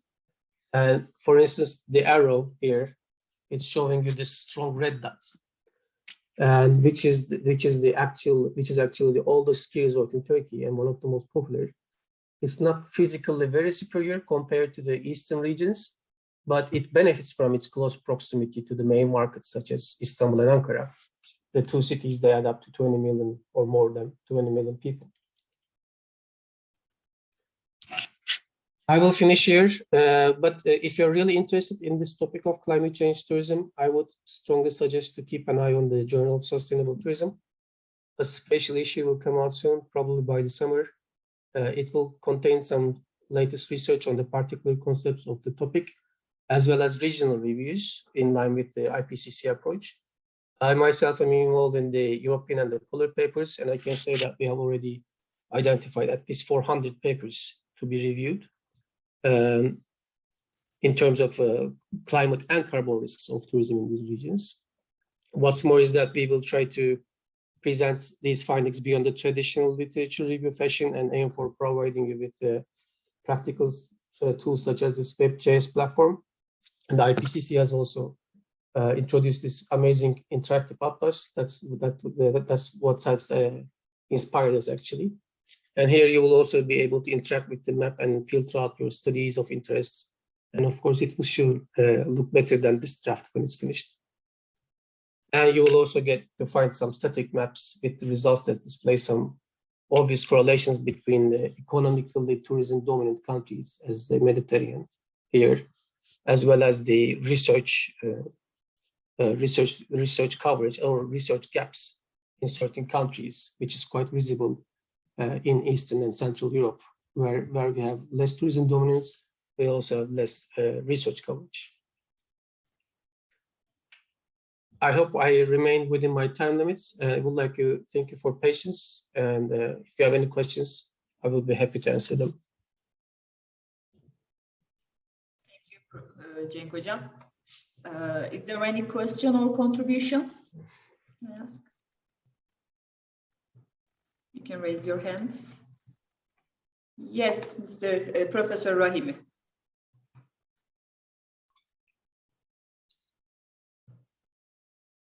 Can you hear me? Yes. Thank you so much, Professor Dr. Demiroglu, for your nice and informative presentation. I have a very small question about the tax. As you know, the international flight tax was and is a matter for more discussion about the CO2 tax. No one is going to accept the tax. And similar to that, I would like to know if is there any topic in the table that tax for international tourism. Many tourists are coming from different countries all over the world to another countries. So is there any policy, for example, in European countries or European community who is going to accept the tax, CO2 tax for the international tourists or not? Is this something that is important or not at all? Thank you. Thank you very much. Very critical question. I'll just get back to this slide. something I skipped in my presentation was this matter of climate justice. This is the elephant in the room, which the politicians don't really say out loud, I think, because what happens is that especially the small island states in the Caribbean, they are the countries with the most tourism dependency economically. I mean, their GDPs are dependent on tourism by more than 50%, most often in the Caribbean. Turkey is a tourism country, but in Turkey, this is 5 to 10%. So you can compare like that. And they're also the countries with which will see the heaviest negative impacts of climate change, such as the increasing hurricanes and etc. And these countries are also the ones to be impacted the worst by carbon tax, even though they themselves are not the emitters at all. It's the developed world that have been emitting beforehand, and they're already paying the price of the negative impacts that they will see. And plus, if there's a carbon tax, for instance, in the UK, to the longer you travel, the more you pay for your flight. Well, and the British tourists say, well, then I will not fly to the Caribbean, but I will just go to northern Spain. And then the cost will actually be reflected on the Caribbean country, who has really nothing to do with climate change. I mean, or very little to do with climate change. So it's a huge climate justice issue, and I don't really know any sincere international intergovernmental discussions on how to solve this kind of complex problems. Did that answer the question? Yes, thank you. Thank you for your clarification. Thank you. Welcome. And another question comes from Andreas Matsarakis. Welcome, Andreas. It's good to see you here. And screen is yours now. Thank you, Daphne. Thank you for the presentation. But before I put my question to the presentation, I would like to make a comment to the taxes. It's also a communication strategy, how to sell this, I think. And if you focus on specific targets, like people who are more environmental sensible, I think this can be an option. But we have here to include also the tourism industry, also advertisement and all these points. My question to the presentation, you focus mostly for Turkey on the ski tourism. What about the alternatives about if the ski tourism will be reduced? Are there any other possibilities, maybe combined summer and winter? Great question. And also I should say that it's an honor to be presenting at your presence as well, because Professor Matsarakis is among the leading researchers in tourism climatology. And it's quite cool to be in your presence here.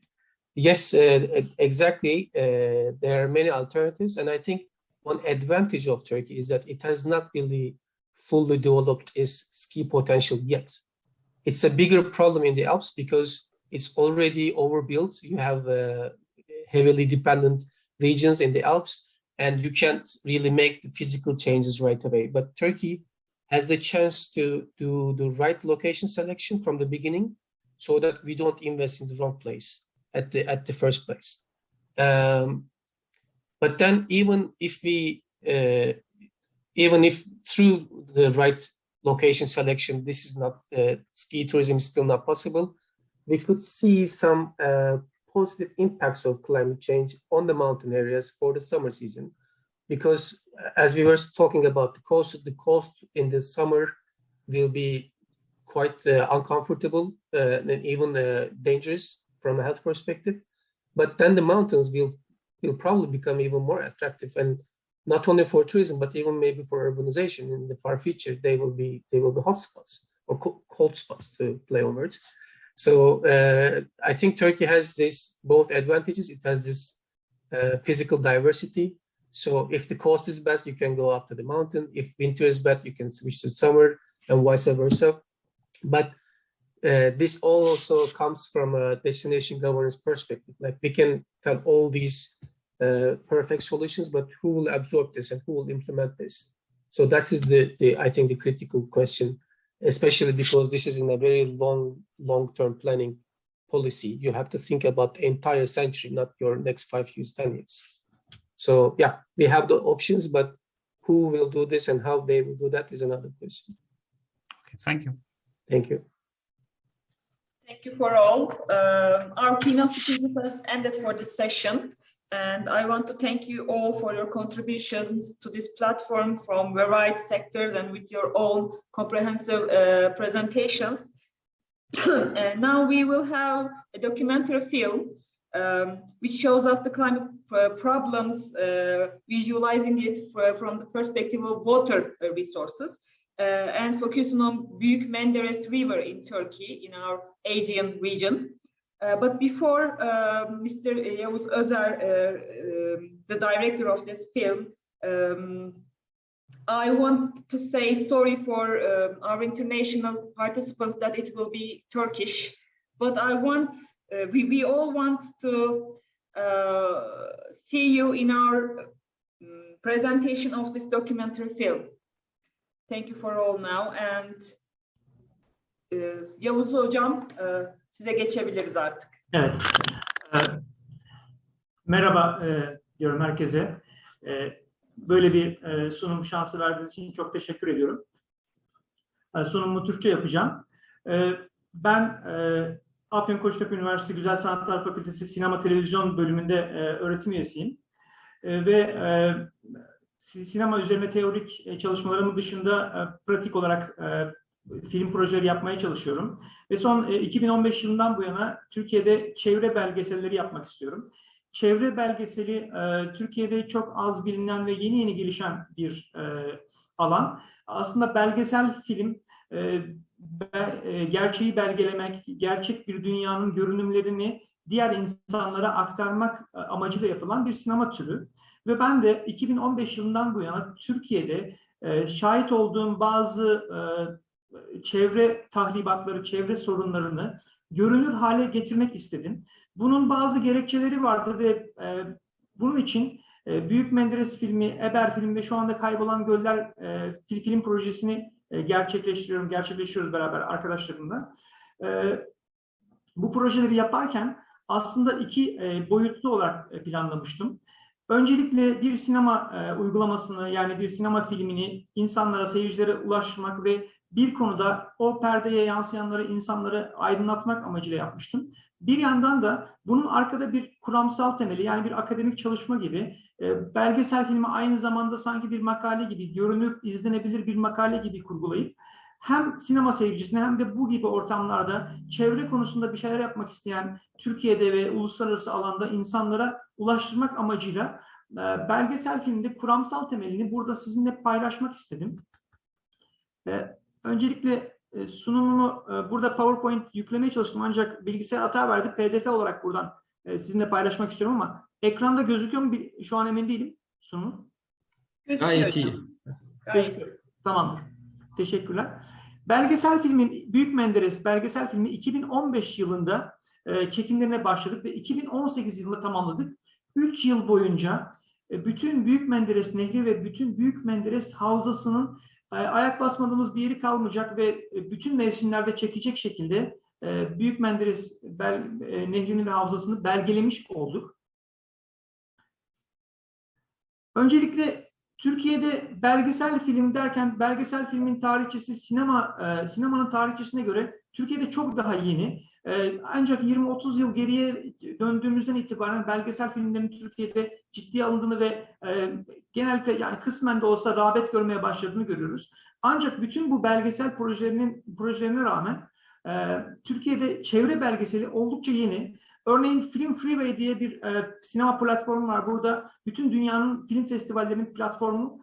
Burada ben araştırdığımda, yani 20 Mart 2022 tarihine referans olarak araştırdığımda 449 tane sadece çevre belgesel film festivali, çevre konseptine odaklanmış film festivali var. Bütün dünyada 449 adet. Ancak bu 449 tane çevre belgesel film festivalinin sadece 2 tanesi Türkiye'de.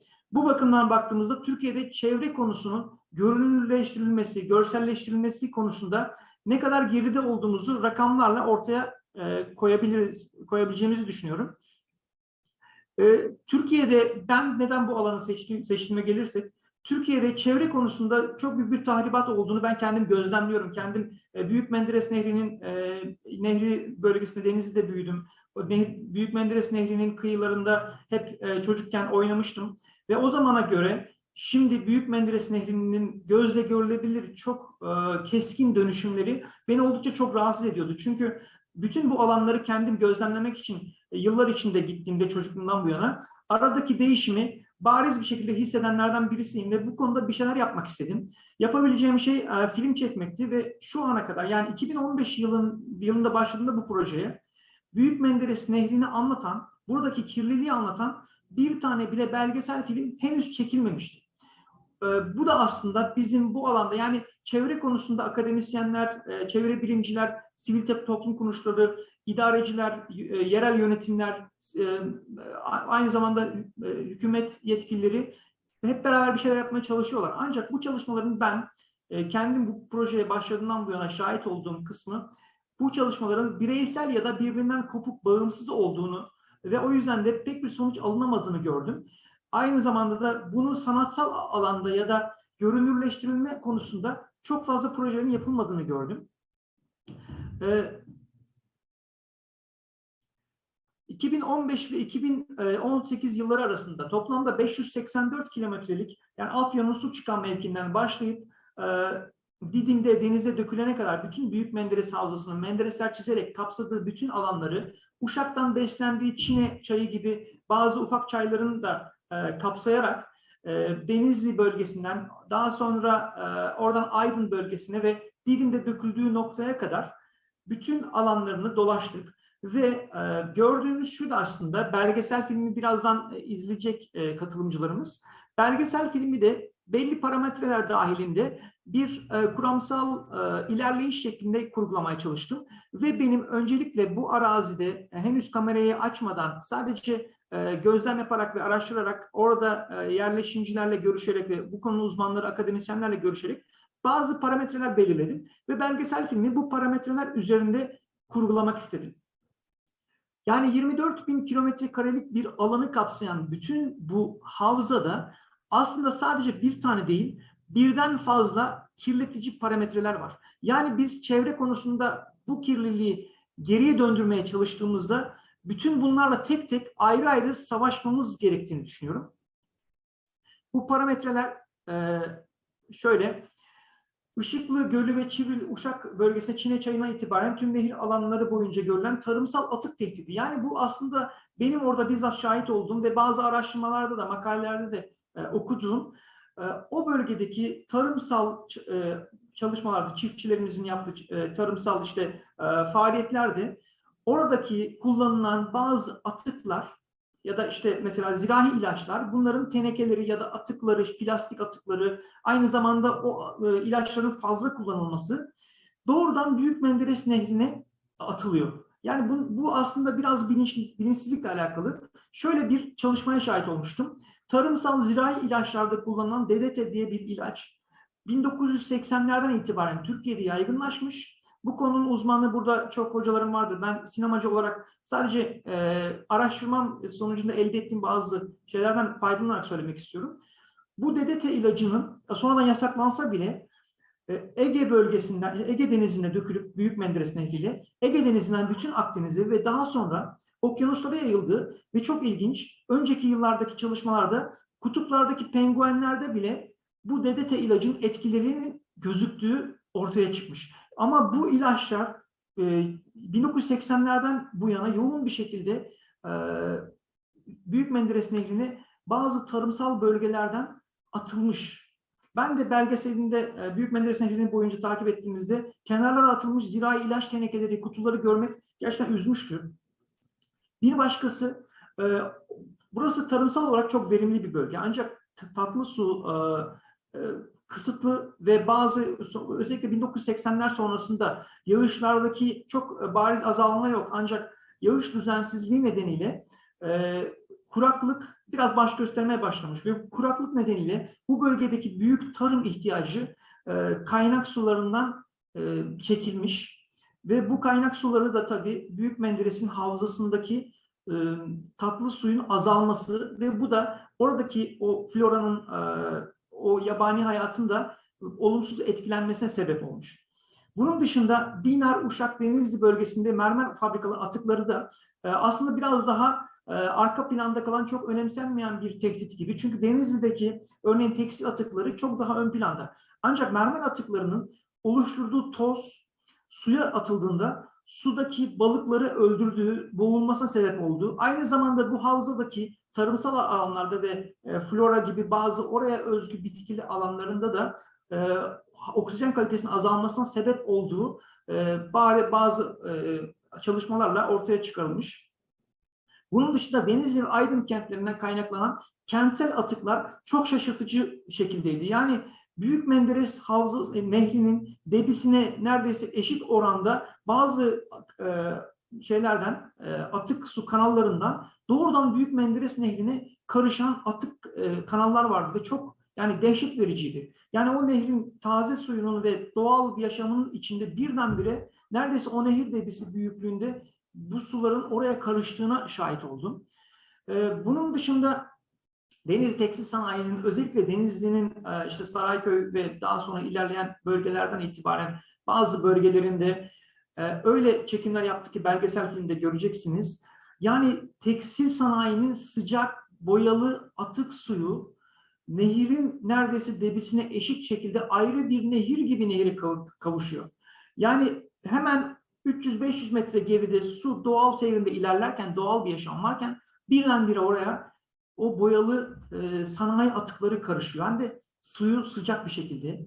Bunun dışında Aydın bölgesinde zeytin fabrikalarında zeytin sezonunda bazı şey var. Yani belki önemsenmeyebilir ama ben onun da orada siyah zeytin sularının, yani zeytin yağı çıkarıldıktan sonra arta kalan bazı atıkların, sıvı atıkların oraya karıştığına şahit oldum. Bu aynı zamanda o bölgede zeytin sezonunda, zeytinyağı sezonunda onun yakımından kaynaklanan hava kirliliği ve tabii hava kirliliğinden kaynaklanan o havanın tekrar yağmurla nehire kavuşmasıyla kirliliğe neden oluyor dolaylı olarak. Ama doğrudan da oradaki bazı siyah atıkların nehre karıştığını ve burada bir düzensizlik olduğunu, kontrolsüzlük olduğuna şahit oldum.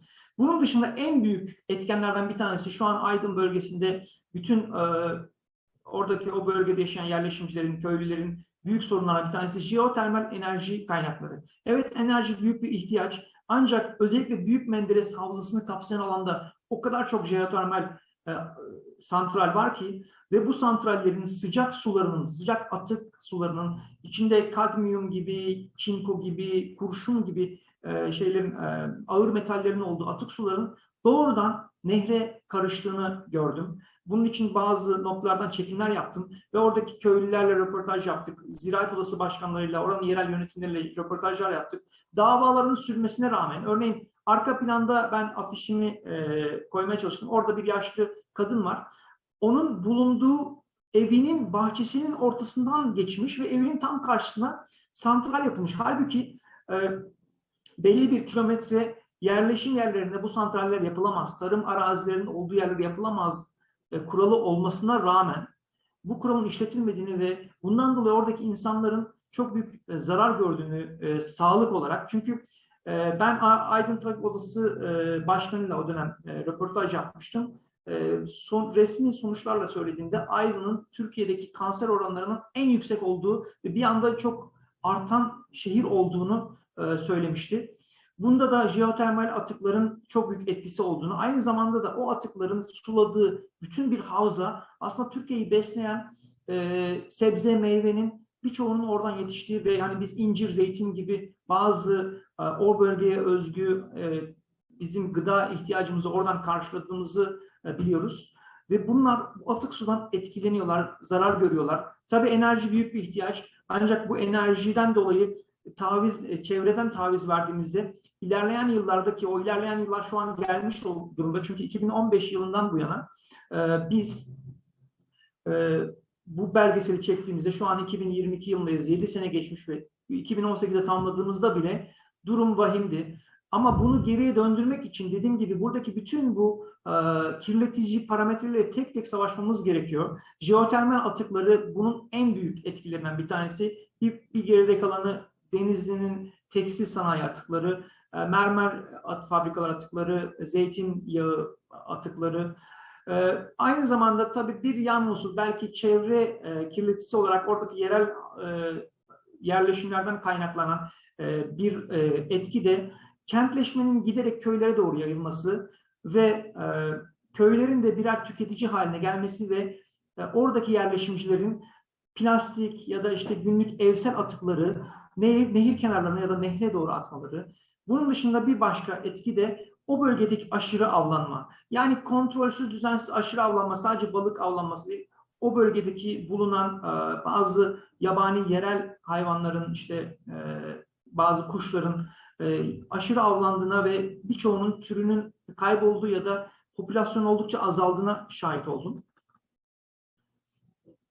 Ben bu belgeselin röportaj alanını geniş tutmak istedim ve biz bu belgesel için, yani toplamda 29 dakikalık belgesel için 30 saatten fazla kullanılabilir röportaj ve kayıt yaptık. Bütün bu belgesel alanını kapsayan 24.000 kilometrekarelik havza alanların hepsinde ve görüşlerine yer vermek için bu alanda çalışan akademisyenler, bu bölgedeki ziraat odası başkanları, tabip odası başkanı, yerel halk, balıkçılar, çiftler, yerel yönetim yetkilileriyle görüştüm ve röportaj vermeyi kabul edenlerin röportajlarına yer verdim. Bunun dışında o bölgedeki sanayi odası başkanı, ticaret odası başkanları röportaj için izin almaya çalıştım. Ancak maalesef röportaj vermek istemekleri için bu alanda röportaj belgeseli koyamadık. Ama röportaj vermeyi kabul eden bütün bu farklı sivil toplum kuruluşları da dahil farklı alanlardan insanları buraya belgesele dahil ederek 30 saatlik görüntüyü 29 dakikaya indirerek bütün parametrelere yer vermeye çalıştım. Aslında 2010 yılından bu yana, yani son 45 yılda ortalama 1 derecelik ısınma görülmüş Büyük Menderes havzasında ve bu aslında hani çok da abartılacak bir şey değilmiş gibi gelebilir bize.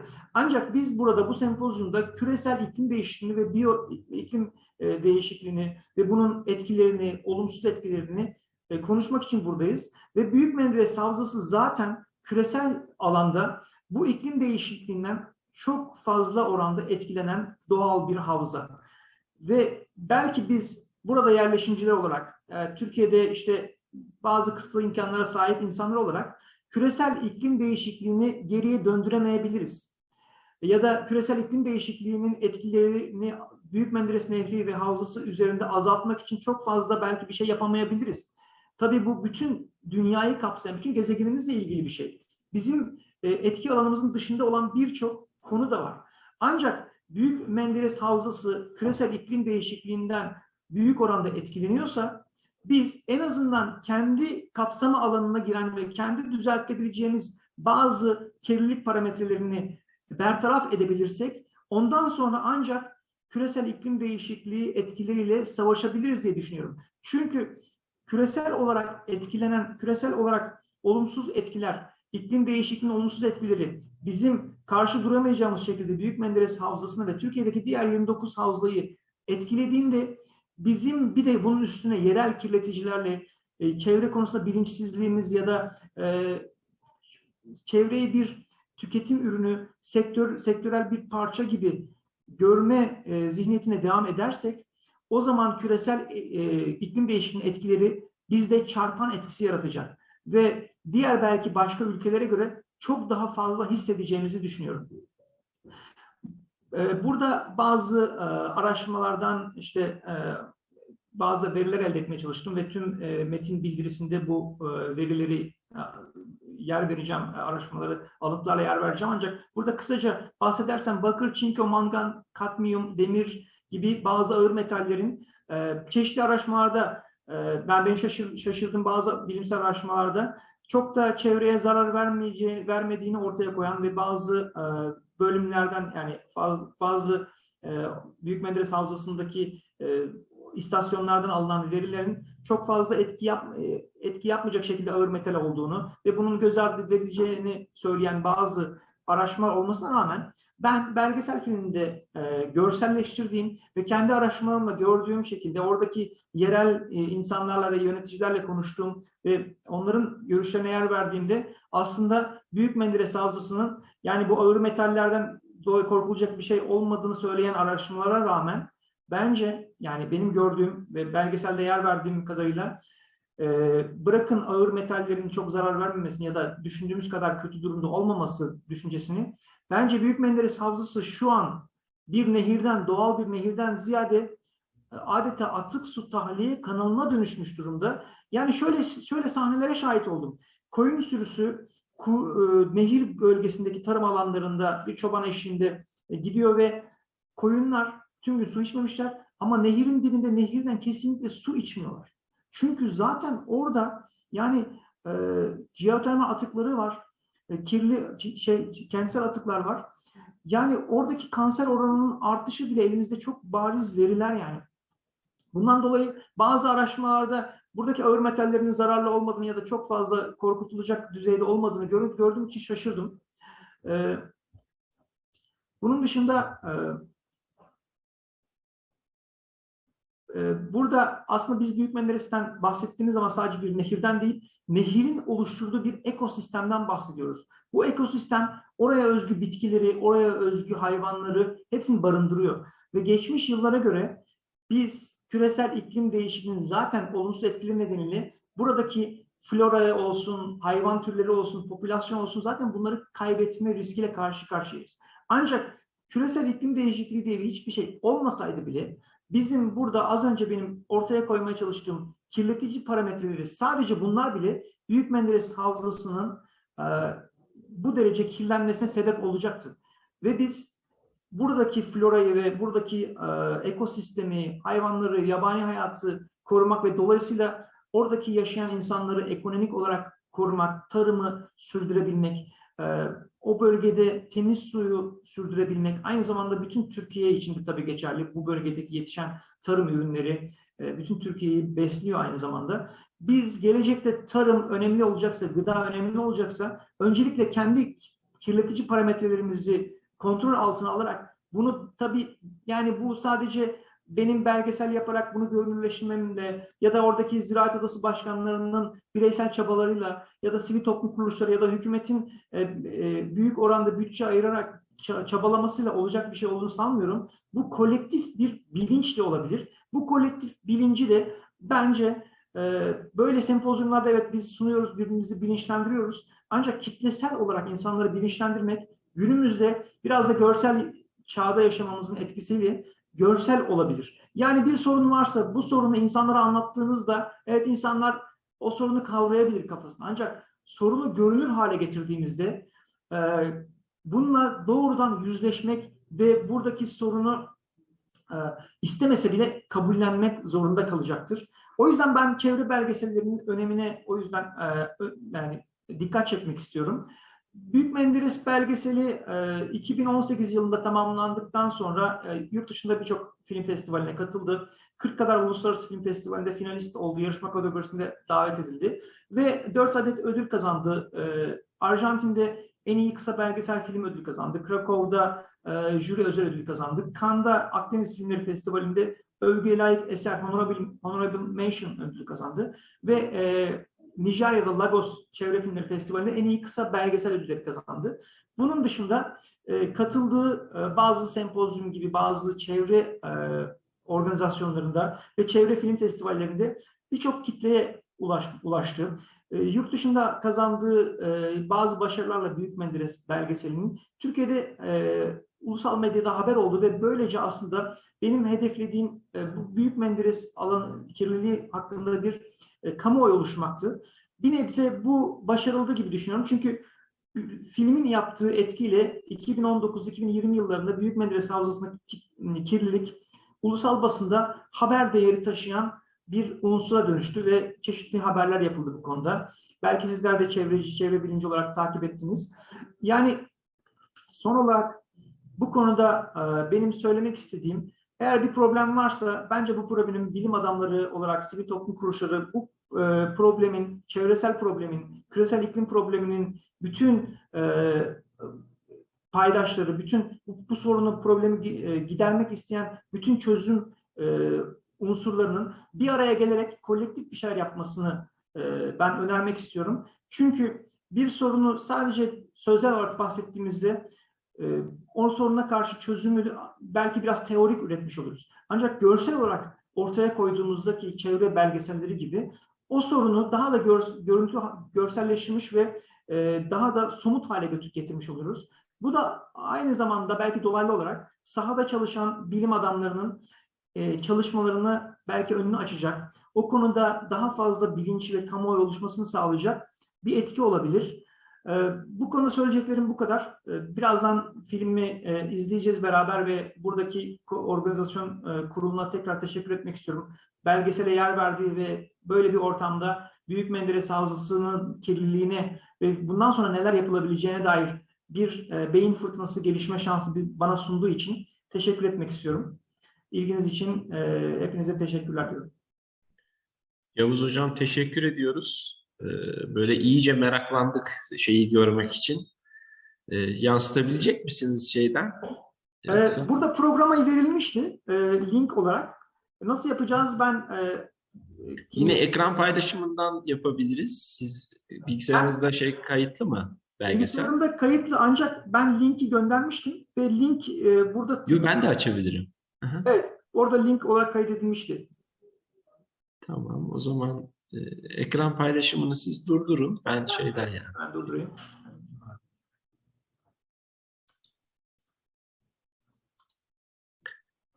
Şimdi sanırım geldi. Evet. O zaman başlatıyorum. Tüm katılımcılara da iyi seyirler diliyorum. Bitiminde bir kısa görüşürüz yine. Teşekkürler.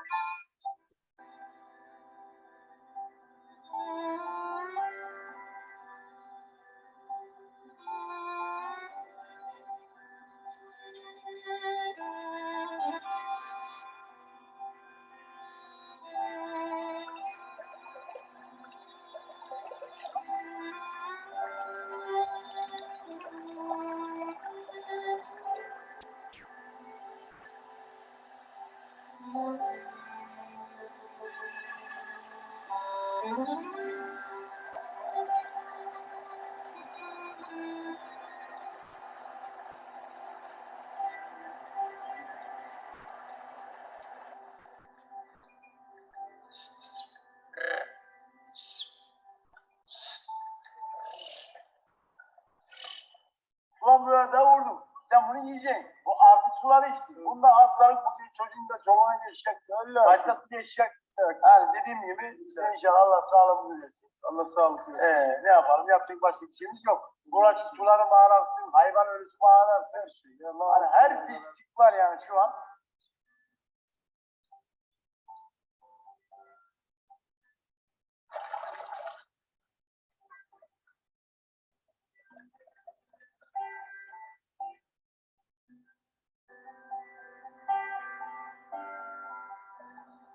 Merhabalar, ben Gülçay Kıvanç Akyıldız. Pamukkale Üniversitesi'nde öğretim üyesiyim. Fen Edebiyat Fakültesi'nde hidrobiyoloji bölümünde görev yapmaktayım. Laboratuvar ekibi olarak. 10 yılı aşkın bir süredir Büyük Menderes Havzası üzerine çalışmalar yapmaktayız. Büyük Menderes Havzası 25.000 kilometrekarelik bir alanı kapsamakta ve su kütlesi bakımından baktığımızda 2.000 kilometrekarelik bir alanında su kütleleri kapsamakta. Bunların içerisinde tabii Büyük Menderes Nehri'nin ana kolu var. Diğer yan kollar işte Çine'dir, Banaz'dır, Dokuzsele, Akçay gibi ve diğer Işıklı Gölü gibi göller bulunmakta. Normalde %70'lik bir alanın tarımsal amaçlı kullanıldığını biliyoruz. Geriye kalan su kütlesi ise daha çok yine sanayi ve evsel veya endüstriyel bölgeler tarafından kullanılmakta.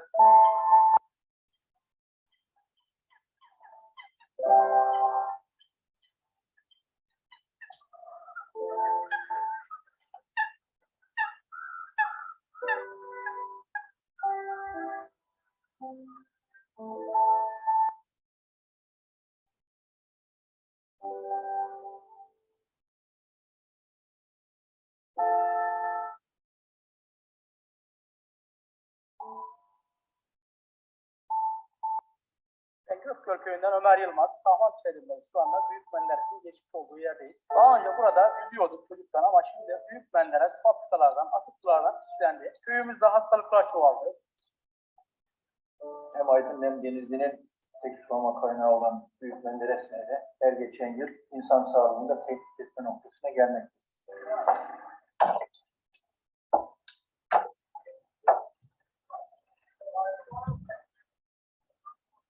Ben Bahtiyar Aksoy, Doçent Vakıf Yöneticisi. Büyük Menderes Havzası, Uşak, Afyon, Denizli, Aydın büyük bir havzayı kapsamakta. Burası bizim yaşam alanımız. Bu havza birçok medeniyete ev sahipliği yapmış durumda. Kendine göre bir Ege kültürü oluşmuş durumda.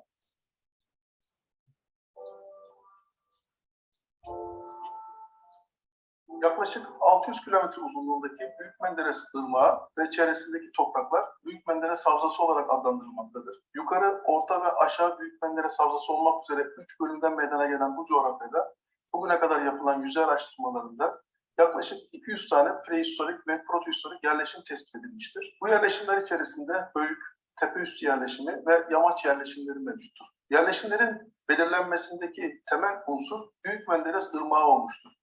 Irmakla birlikte çevrede pek çok günümüzde kurulmuş olan göller bu yerleşimlerin seçiminde tercih edilen başlıca sebeplerdir. Büyük Menderes Irmağı'nın getirdiği bereketli topraklar ve bunların etrafında kurulmuş olan yerleşimler erken dönemlerden sonra antik çağ boyunca da devam etmiş. Böylece Batı Anadolu'nun ekonomik açıdan en zengin kentleri Büyük Menderes Havzası'nda meydana gelmiştir.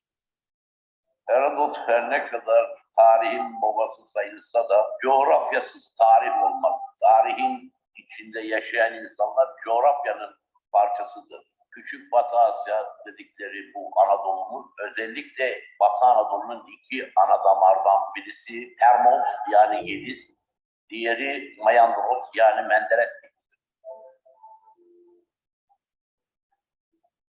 Menderes Nehri havzanın can damarı. Havza Türkiye'nin ekolojik anlamda en zengin havzalarından bir tanesi. Mesela yasalarla koruma altına alınmış olan alanlara baktığım zaman 10 tane alan bu havzada bulunuyor. Gerek milli park olsun, tabiat parkı, özel çevre koruma alanı, sit alanı, yaban hayatı geliştirme sahası gibi önemli kuş alanları, önemli bitki alanlarını mevcut görüyoruz. Uluslararası sulak alan kriterine sahip Kafa Gölü, Büyük Menderes Deltası ve Işıklı Gölü, yani potansiyel Ramsar alanı dediğimiz alanlar. Yani International Su Koruyuculuğu Programı kapsamında Büyük Menderes Havzası'nı küresel özelliğe sahip 16 alandan biri olarak biliniyor. Diğer alanlara baktığımız zaman güzelliğiyle, herkesin kabul ettiği Amazonlar, Çin'de Yangtze, Hindistan'ın Ganj Havzası, Pakistan'ın Indus Havzası gibi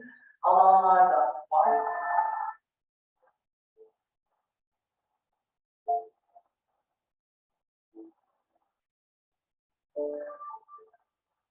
Doğma böyle buralıyız. Yeğenli köyden. Bizim zamanımızda buralar hep hassazlıydı.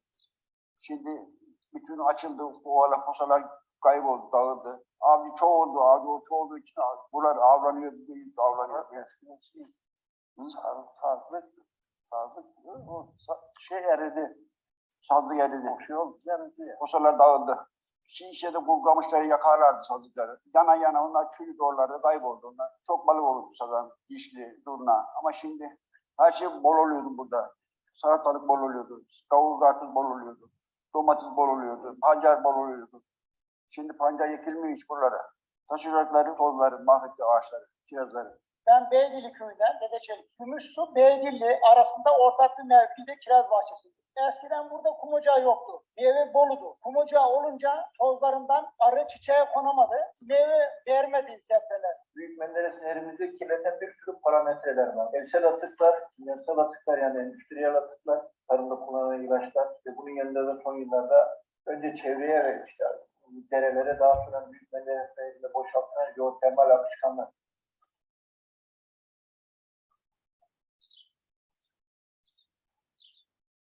Daha dinlerden başlıyor.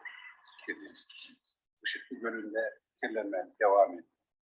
Belki çok önemsemeyebiliriz ama yine de balıkçıların oradaki suyun oksijeninin zayıflamasında ve milyonlarca balığın ölmesinde rolü var bana kalırsa. Sonra en önemlisi de çevre ve bak tanımalarındaki tarımsal kimya atıkları. Her yerde görebilirsiniz. Bunlar sadece yediğimiz içtiğimiz meyveye sebzeye zarar vermiyor. Diğer canlı türlerine toptan zarar veriyor. Lokal bir zehirleyici değil, topluca doğayı hedef alan bir zehirleyici. Adam gidiyor 2000 araya gelip 4 kutu sihir atıyor kabın içine, suyu içine. Bunlar gidiyor dalga götürüyor aşağıda. Gömse kayboluyor. Gömmüyor, gömmediği için kayboluyor.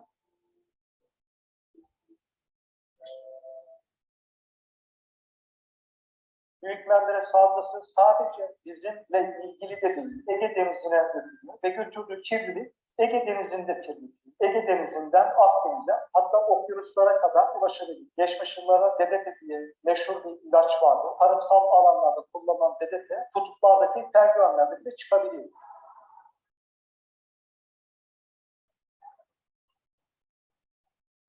Şu an bulunduğumuz alan Uşak ili Banaz ilçesi sınırları içerisinde. Banaz çayının Hamam çayıyla birleştiği nokta olan yerel isimle de iki çayın kavuştuğu yer olarak adledilen bir yer. Banaz ilçemiz Büyük Menderes Havzası'nı, Büyük Menderes Nehri'ni besleyen iki önemli kola ev sahipliği yapan bir Banaz çayı, iki Hamam çayı, diğer bir kol ise Dinar'ın su çıkan mevzinden çıkan bir kaynağımız var. Banaz çayı Büyük Menderes Havzası'nı besleyen en önemli faktör olan Büyük Menderes Nehri ile ilgili çok önemli bir kaynak. Bu aşamaya kadar sadece birkaç tane arıtmasını yerelde tamamlayamamış köylerden ersel atıkla ancak bir kirlilik tehdidi altında. Yalnız bu aşamadan sonra arkamızda bulunan Banaz ilçesi 1953'te kurulmuş bir ilçe. Günümüze kadar arıtma sistemleri yapılmamış. Vahşi bir şekilde arıtmasını, atıklarını Banaz çayına boşaltan bir sistem iken artık arıtma sistemi yapımına başlanmış bir alan haline gelecek ilçe. Bu Banaz çayı açısından çok önemli bir konu. Çünkü Banaz çayı Banaz'dan sonra döküldüğü ana nokta olan Adıgüzel Barajı'na kadar Uşak'tan da 9 seneyle çok büyük bir kimyasal kirlilik tehdidiyle baş başa kalıyor. 9 senede resmi Banaz çayının kırsal kesimden aktığı noktada oradan gelen erisel kirlilik çok ciddi anlamda bir kalitede düşüşe neden olmuyor. Ancak belli ilerledikçe Uşak'a geçtikten sonra özellikle otomatik su arıtma tesisiyle buluştuğu noktadan itibaren kalitesinde ciddi bir düşüş yaşanıyor. Benzer durumu denizinde de görüyoruz. Ne zaman ki su, kentsel ve sanayi kaynakları suyla karşılaşıyor, orada kalitesinin ciddi oranda düştüğünü görüyoruz.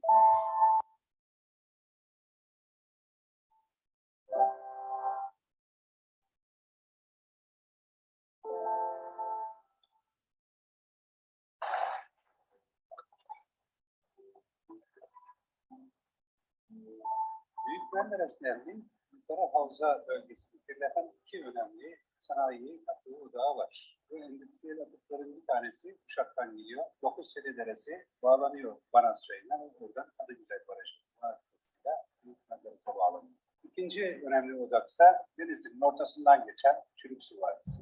Eski çağlardaki adıyla Çürüksu Vadisi tam da bakmanızı gördüğünüz. Denizli'nin sanayi atıklarını, özellikle tekstil sanayisinin boya kimyasallarını taşıyan nehir. Bunlar Dinar'dan başlayıp Denizli, Sarayköy'de biten Yukarı Menderes Havzası'nın çok önemli endüstriyel kirleticileri. Şu anda Büyük Menderes'in en tehlikeli noktalarından biriyiz. Çürüksu Nehri'yle, yani Denizli sanayisinin ortasından giren kirli nehirle ana Büyük Menderes güzergahının birleştiği nokta zaten arka planda gördüğünüz gibi adeta iki ayrı nehir, iki ayrı su akıyor, iki ayrı renkte. Aslında Menderes Nehri yukarıdan Adıgüzel Barajı'ndan itibaren temizlenmiş olarak geliyor. Neredeyse Işıklı Gölü'nden çıktığı temizliğe taşıyor. Ancak Cindere Vadisi'ne geçip Yenicekent güzergahından sonra tarımsal atıklarla buluşmaya başladıktan sonra burada endüstriyel atıklarla buluşuyor. Su artık katlanarak kirlenmeye başlıyor. Bundan sonra su Buharkent, Nazilli, Aydın güzergahına doğru devam edecek. Menderes Nehri'nin geçmiş olduğu 4 ile baktığımızda, yani bu 4 ildeki tüm belediyeleri kastettiğimizde maalesef bu belediyelerin çoğunun, yani %86'sının arıtma tesisinin olmadığını tespit ediyoruz. Bu çok ciddi anlamda bir rakam. Denizli Ziraat Odası'nın bünyesinde hizmet ettiği alan olarak denizin tamamı üretim sahasına sahip. 3 değişik iklim, yani geçiş iklimi diye tabir ettiğimiz iklimin hüküm sürdüğü ve çok zengin bir polikültürün olduğu bir noktadayız. Konu Menderes olunca, çünkü denizinin can damarlarından birisi, ovamızın tam göbeğinden geçerek giden bir noktada, Ege'nin kalbi denizde atıyor. Bu üretimleri yaparken kendimizle şapkayı çıkarıp bir kenara koyduğumuzda bunun olmazsa olmazlarından birisi mutlaka OSB'lerden kimyasal arıtma tesisi olması gerekliliğini belirttik. Bir taraftan da biz kendimiz üretim yaparken arazilerimizde bu tarımın yapıldığı alanlarda su kaynaklarını kirletmeme, kullanılan kimyasalların boş ambalajlarının Menderes yatağına veya nehir yüzeyine atılmaması gerekliliğini, ilaçlama alanlarının oluşturulması noktasına özellikle dikkat etmeye başladık. Hem bakanlıkla beraber çalışmalarımız hem kendi çalışmalarımız doğrultusunda hem de desteğiyle olan çalışmalarımız doğrultusunda Büyük Menderes Havzası üzerinde bizim kendi belirlediğimiz 54 tane örnekleme noktamız mevcut. Uşak bölgesi, Denizli bölgesi ve Aydın bölgesinde kapsamakta bu çalışmalarımız. Dolayısıyla bu örneklem noktalarına gidip ölçümlerimizi yapıyoruz, su örneklerimizi alıyoruz ve laboratuvara geliyoruz. Hem biyolojik araştırma hem de fiziko-kimyasal araştırma yöntemleri kullanarak Büyük Menderes Havzası'ndaki suyun durumunu ortaya çıkarmaya çalışıyoruz. Özellikle içinde barındırdığı canlıları kullanarak, biz bunlara gösterge türler olarak isimlendiriyoruz. Biyolojik izleme aslında Avrupa'da, Amerika'da çok uzun yıllardır süregelen çalışma yöntemidir. Yani adı üzerinde izleme uzun yılları kapsayan bir süreçtir. Biz de bu kapsamda yaklaşık 10 yılı aşkın süredir Büyük Menderes Nehri'nden canlı örneklerini topluyoruz. Böcek larvaları diyebileceğimiz olan canlı grupları. Biz bunlardan Büyük Menderes'in kirlilik durumunu ortaya çıkarmaya çalışıyoruz. Denizli'de tekstille ilgili sanayi bölgeleri var. Tabii bunların yükünü Büyük Menderes Nehri artık kaldıramıyor diyebiliriz.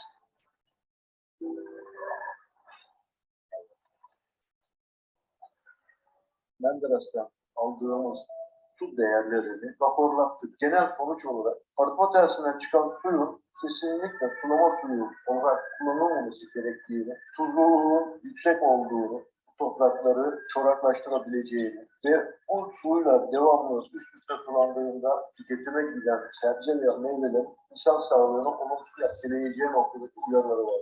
Bunu önlemenin tek çıkar yolu doğadan aldığı suyu arıtarak yapmak. Üretimlerini pazarlarken doğaya saygılı, çevreye saygılı üretim yaptığını imza altına alarak ihracatı yürütüyor.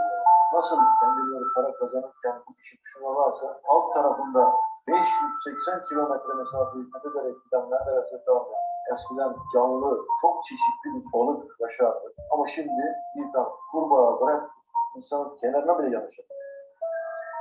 Havza bazında yapılan çalışmalarda amaç bir havzanın durumunu belirlemekken öncelikle temiz yeri bulmanız lazım. Ve biz bunlara referans bölgeler diyoruz. Maalesef Büyük Menderes Nehri'nde bizim bir referans bölgemiz yok. Yani Büyük Menderes Havzası'ndaki kirli bir noktayı karşılaştırabileceğimiz temiz bir bölgemiz yok. Büyüklerimiz Menderes Nehri'nin içildiğini söylerdi. Bugün aynı iddiayı savunmak veya aynı iddiada bulunmak mümkün değil. Benim bir söylemim var. Daha önce de hep söylüyorum. Menderes'e parmağını sokun kanser olur.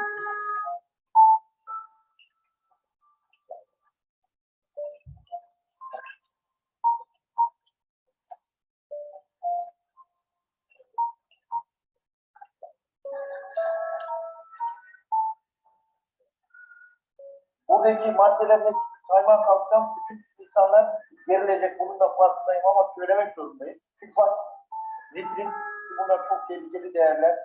Bor, baryum, arsenik, alüminyum, civa, çinko, kadmiyum, krom, kurşun, nikel, titanyum, bunların hepsi bu suların içerisinde. Afrika'nın içerisinde var.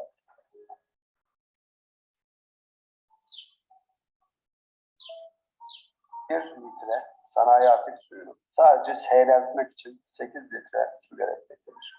Nasıl kurtaracağız havzayı dediğimiz zaman kuru boyama dediğimiz karbondioksitle boyamaya geçmeliyiz. 1 ton kumaş için 200 ton su kullanılıyor. Bu kuru boyama sudan %95, enerjiden %86 ve gaz emisyonundan %84 tasarruf sağlıyor.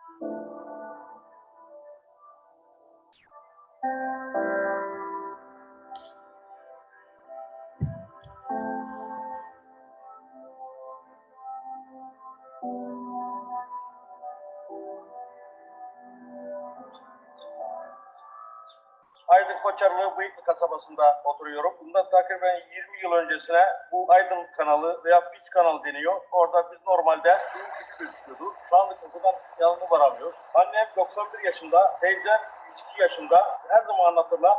Menderes'ten normalde su içtiklerine hep söylerler. Çok farklı şimdikinden olduğumuz dünya anlatıkları arasında çok fark var. Kirlenmesinin sebebi atık su, Aydın sanayisinin suyu, organize sanayi suyu, Aydın'ın kanalizasyon suyu, zeytin suları, ilaç yakıtları. İşte görüyorsunuz her taraf leş gibi çok kullanılmış.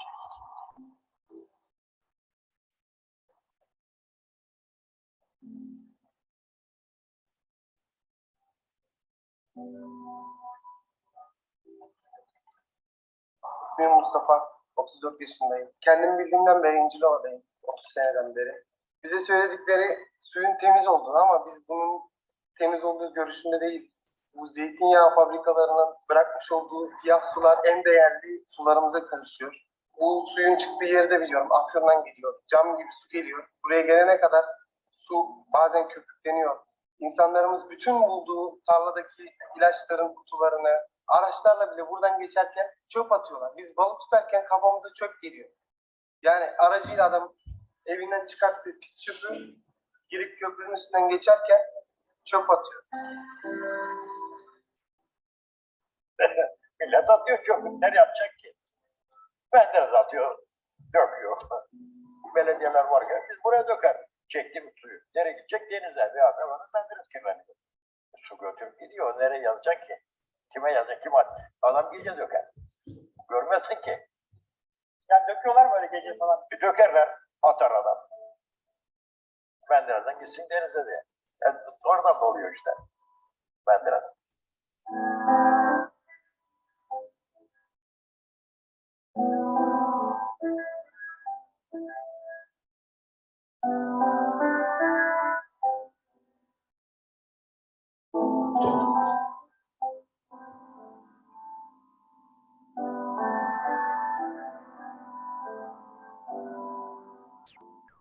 Meydanlık. Doğuştan ben burada oturuyorum. Buranın geçimi tarım, zeytincilik, balıkçılık, hayvancılık da vardır. Bunların geçim sağlıyor. Gölün suyu tuzlandı. Daha önce içiyorduk biz bu gölün suyunu. Su bile götürmüyorduk. Tasını alıp içiyorduk.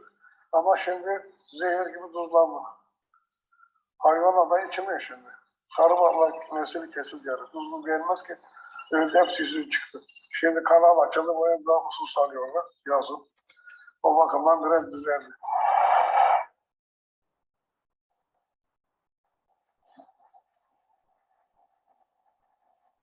Ben Erdoğan Göktaş, Acalar'dan hayvan besliyorum. 30 yıldır şu an pis atıklar yüzünden hayvanlar otlanmamaya başladı. Sarılık oluyor, hastalık oluyor, her şey oluyor yani. Saat kadar dolu var. Suyu çekiyorum ama içinde ne var? İlaç mı var, atık mı var, ne var? Bu vatandaş bu millet sebzeyi, bu meyveyi içemez. Hayvanı ben derenin içine sokamıyorum. Su içmiyor hayvan derenin içinde. Fabrika atıkları, onlar atıkları, bu atıkları, hepsi de şu an suda. Kimse bunu anlamıyor. Ama suyu sarıyor, dere giderse içsin. Ya bu salgın içenin dışkılar, her şeyler hastalık.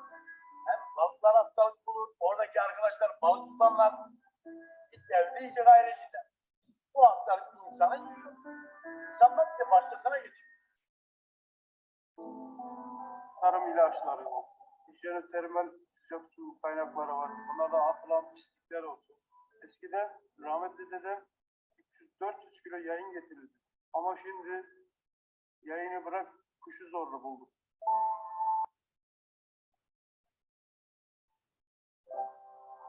Denize en son nokta diyebiliriz burası için.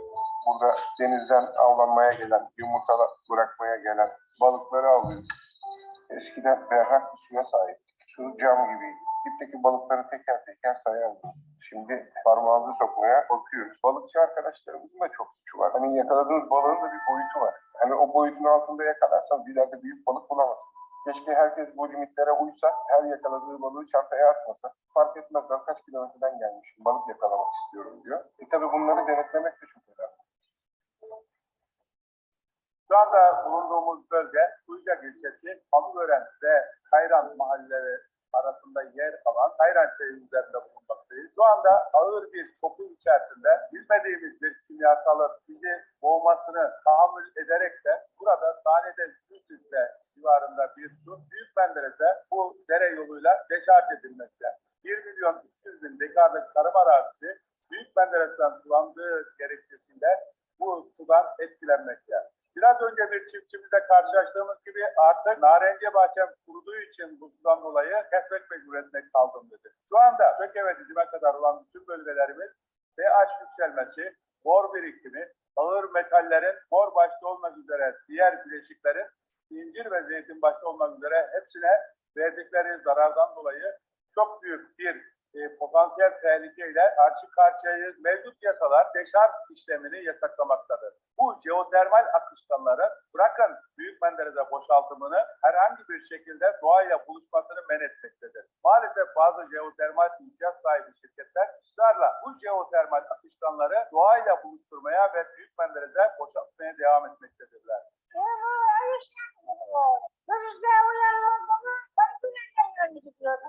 Her yaka zehirli batır. 3 senedir hastayım ben. Hani oturacak halim kalmıyor. Çıkaracak halim kalmıyor. Yine halsizim. Şimdi kalktım ben ama. Hani yatıp batır. Ceviz kızı su var ceviz önüne doğdu. Dibinden boru getirdiler. Işık yaktı. Hiç durmaz. Yüreğim mukayımı çalıştı. Dur. Burada uyusamıyor. Hal olmuyor. Bilmiyor.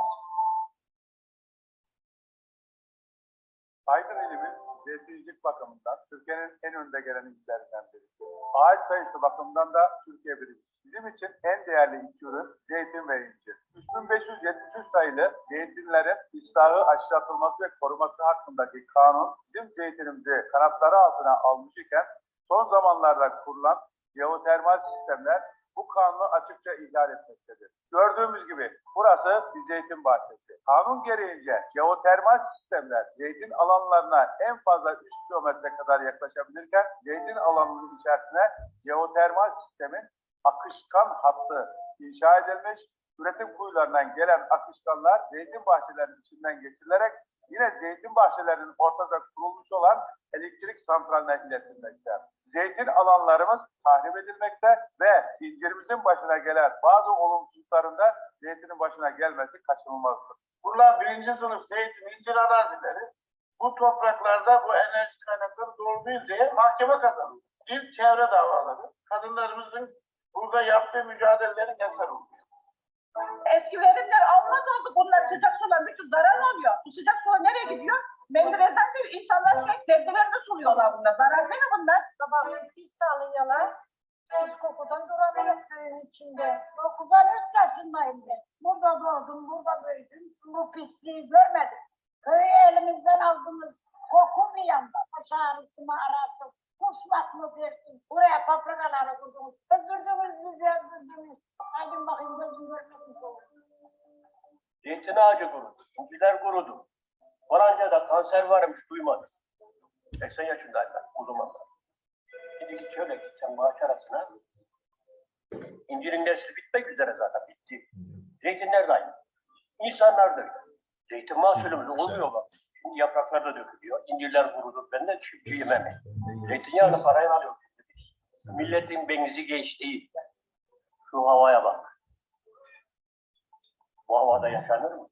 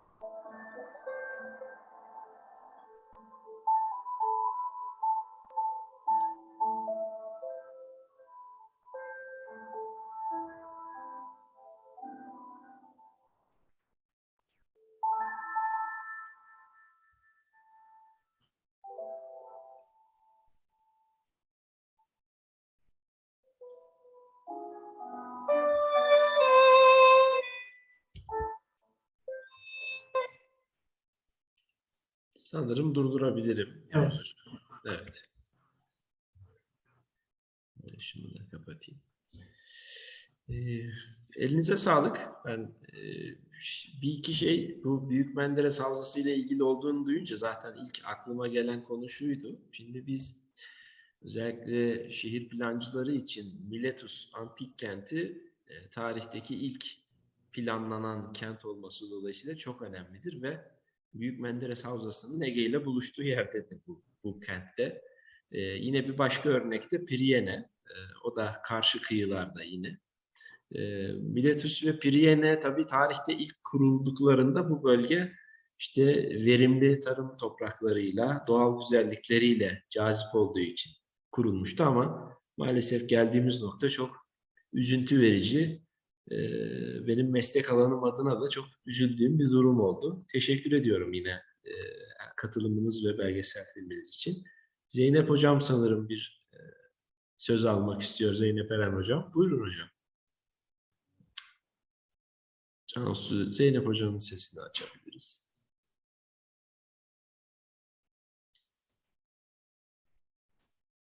Zeynep Hocam şimdi kaldırabilirsiniz sesi açabilirsiniz. Buyurun. Herkese merhabalar. Sempozyumunuz hayırlı olsun Doğan Hocam. Yavuz Bey'di değil mi? Yavuz ÖZER. Evet. Ben de Doğan Hocam kadar çok üzüldüm. Çevre Mühendisliği Bölümü öğretim üyesiyim Atatürk Üniversitesi'nde. Bizde havza yönetim, suyun havza bazlı yönetim planında temel kural atık suların kesinlikle arıtılarak o havzada bulunan su kaynaklarına verilmesidir. Sanıyorum %86 oranında arıtılmıyor mu dediniz? Çok büyük ve korkunç bir rakam. Ya belgeselde öyle bir şey geçti sanki değil mi? %86 oranında arıtılmıyor sular. Peki atık sularını oradaki büyük şehirlerde mi komple şeye deşarj ediyorlar, havzaya deşarj ediyorlar? Hocam 2016-2017 yılları sanayiyi koyunca mı bu oran bu kadar yükseliyor? Sanayi ve kent atıklarıyla beraber ama bu 2016-2017 yıllarına ait görüntüler, veriler. Yani o zamandan bu yana bir bilinç oluştu ve umarım yerel yönetimler de artık üzerine düşeni yapıyordur. Ondan sonrasına dair benim elimde bir veri yok. Sadece sizler gibi makaleleri takip ediyorum. Yapılan araştırmalara bakıyorum. Ancak yani umut ediyorum en azından yani hem yerel yönetimler hem de halk konusunda bir bilinçlenme olmuştur ve bu oran %84 değil mümkün olduğunca aşağıya çekilmiştir. Anlıyorum. Yani özellikle evsel atıkların arıtılması konusunda yerel yönetimlerdeki farkındalık ne yazık ki ülkemizde çok geç başladı. Ama hani yine de başladı. Erzurum'da bile 2018 yılında atık su arıtma tesisi faaliyete geçti. Yani Erzurum gibi büyük bir kentin atık suları doğrudan Karasu Nehri'ne veriliyordu. Ama tabii orada sanayi var. Bizde çok fazla sanayi kuruluşuyor. Ve sizdeki sanayilerin yanında bir de jeotermal tesislerimiz varmış. Yani çok büyük bir oran gibi geldi bana da o yüzden merak ettim açıkçası. Gerçekten çok üzüldüm. Bütün su kaynaklarını etkiliyor. Bölgedeki bütün her şeyi olduğu gibi etkiliyor. Umarım her geçen gün bu farkındalıklarınızla beraber daha da korumaya yönelik tedbirler alınıyordur. Tekrar teşekkür ederim. Ben teşekkür ederim. İyi günler diliyorum. Teşekkürler hocam. Vaktimizi aslında bayağı uzattık.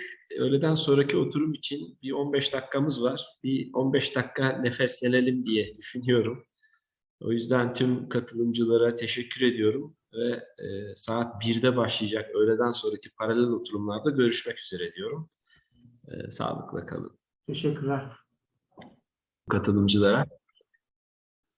Bu son oturum öncesinde bir yine yabancı katılımcımız var. MANU SOBTİ. Onun sunumu için şöyle bir problem yaşadık. O Avustralya'da normalde görevli ama bu sempozyum sırasında Amerika'ya geçti. Bu +8'den -7'ye saat farkları bizi biraz zorladı.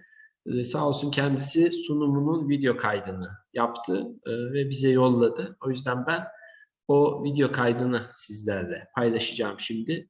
25 dakikalık bir sunumu var. Ardından da son oturuma geçmiş oluruz.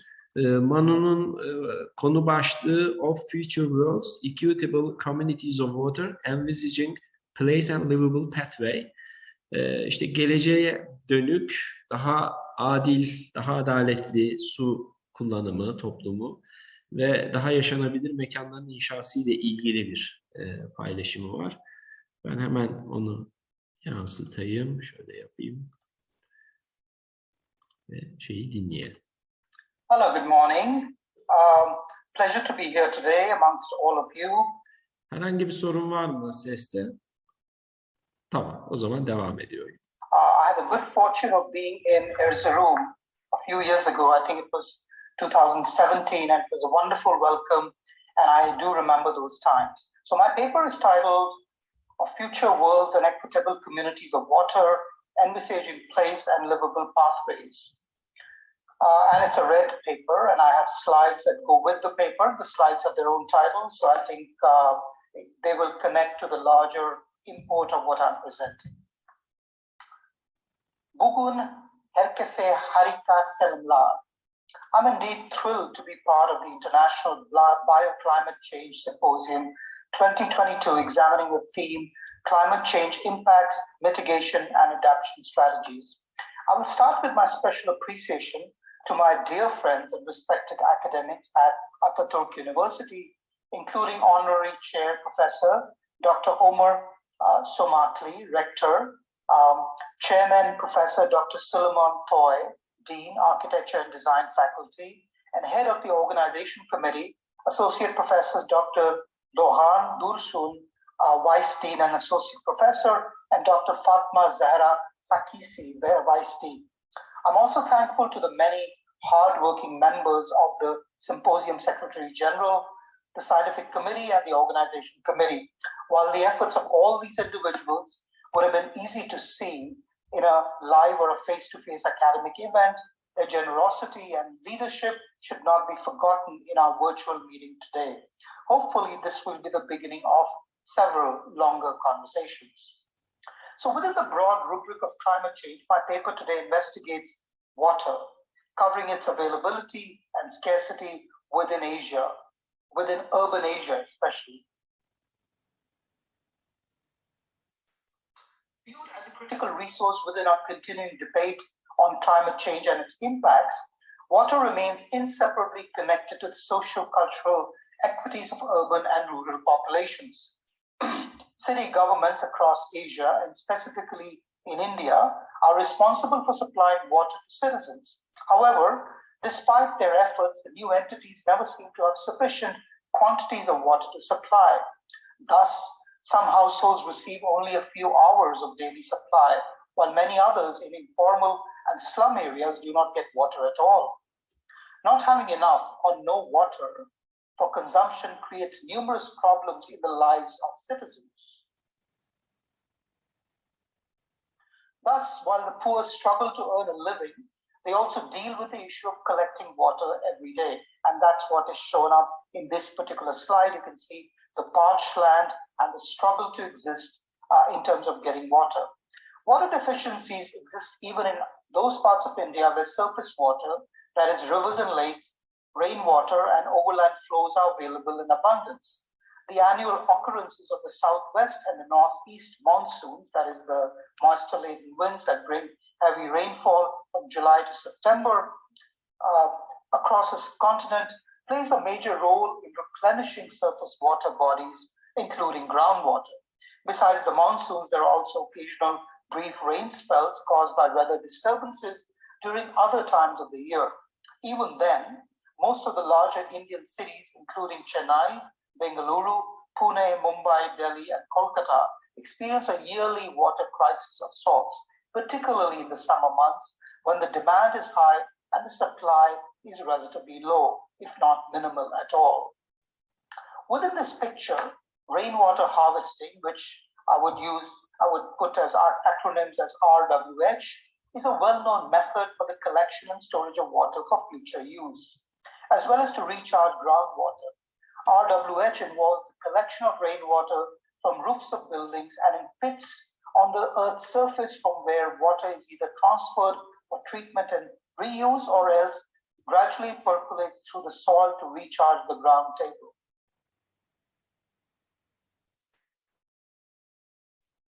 This practice of rainwater harvesting has been used effectively in many regions of ancient and medieval India, including Magad, now southern Bihar, the Deccan region, the Indus Valley, Dholivara, which is Kutch, which is western India, Srirangavapura, near Prayagraj, and Bundelkhand.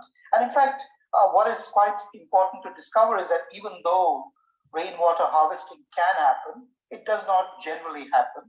And this lack of groundwater resources is just one big problem that the Indian subcontinent and specifically the growing population of India faces. And here you have the image of these small towers that are being built in several of the large cities of India to counteract pollution. With changes in architecture, occupations, and introductions of various water supply technologies, the significance of RWH systems have reduced over time. While RWH systems are typically land intensive in terms of occupying site-free real estate, these are also predominantly community-based, relying on the collective synergies of resident populations to survive and succeed. And in that sense, these are somewhat different than these top-down, heavy-handed interventions in the middle of city or urban space, which are solving a problem, not really arming society with the means to look at problems of the future. Within transforming Asia, and specifically India, it is perhaps thought that the new systems are adequate to ensure water sufficiency. And this is a sort of laxity of the government.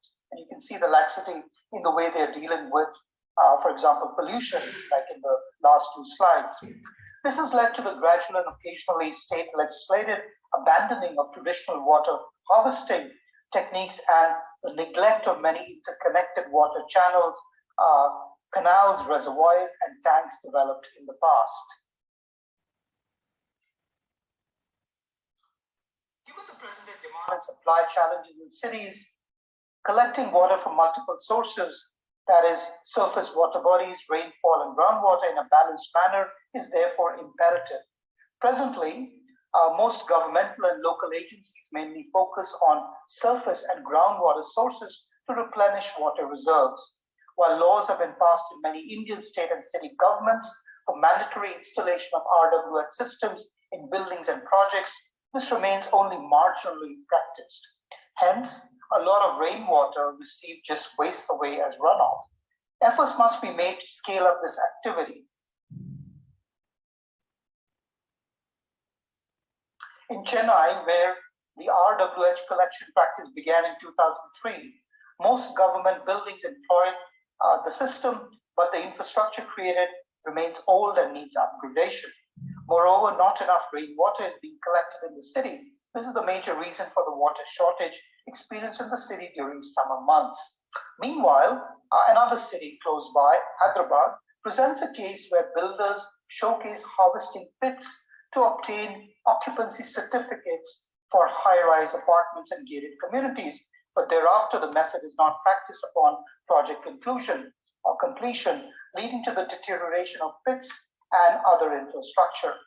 Meanwhile, in Bangalore or Bengaluru, thousands of building owners, approximately 65,000 plus homes, defy the 2009 rule mandating the installation of water harvesting facilities and appear to have no problem in paying fines. Even in Mumbai, one of the biggest cities that we know on several other parts of the world, which receives abundant annual rainfall, that is, Mumbai receives about 2,500 millimeters of annual rainfall, adequate efforts are not being made to save rainwater. Moreover, the civic agency, which has made rainwater harvesting mandatory in 2002 for all new constructions above 1,000 square feet in area, have insufficient records of currently operating rainwater harvesting systems in the city. And what about North India? Similarly, Gurugram or Gurgaon, which borders the exploding North Indian metropolis of Delhi or New Delhi, experiences water logging during every monsoon and plans to develop water harvesting units at various locations within the city. According to reports, work on desilting and cleaning of drains is underway, and about 30 water logging prone sites have been identified. The city government of New Delhi in 2012 made it compulsory for homeowners, housing societies, and other establishments, including public and private, having plot or property of sizes 500 square meters or more, to install water harvesting systems within the Indian capital's 600 millimeters annual rainfall. Most recently, in 2019, this rule was amended to include properties within an area of 100 square meters. So you can see that the size of the property is becoming smaller and smaller. And of course, this is creating expense for the user. Available data show that 15,706 water harvesting units are registered with the Delhi Water Board. Most of these are installed in government buildings and schools, and a very small number of approximately 1,254 establishments comprising private homes and housing societies have followed this directive. So you can see that the government is enforcing it, but the takers are only the government. In fact, private people don't really want it for the expense and for the fact that it occupies valuable real estate. The slow progress is due to the lack of vacant space for building rainwater storage tanks or pits and the investment of time and money. Private companies, on the other hand, who are interested in installing rainwater harvesting systems are concerned about the lengthy process of taking permissions from governmental agencies.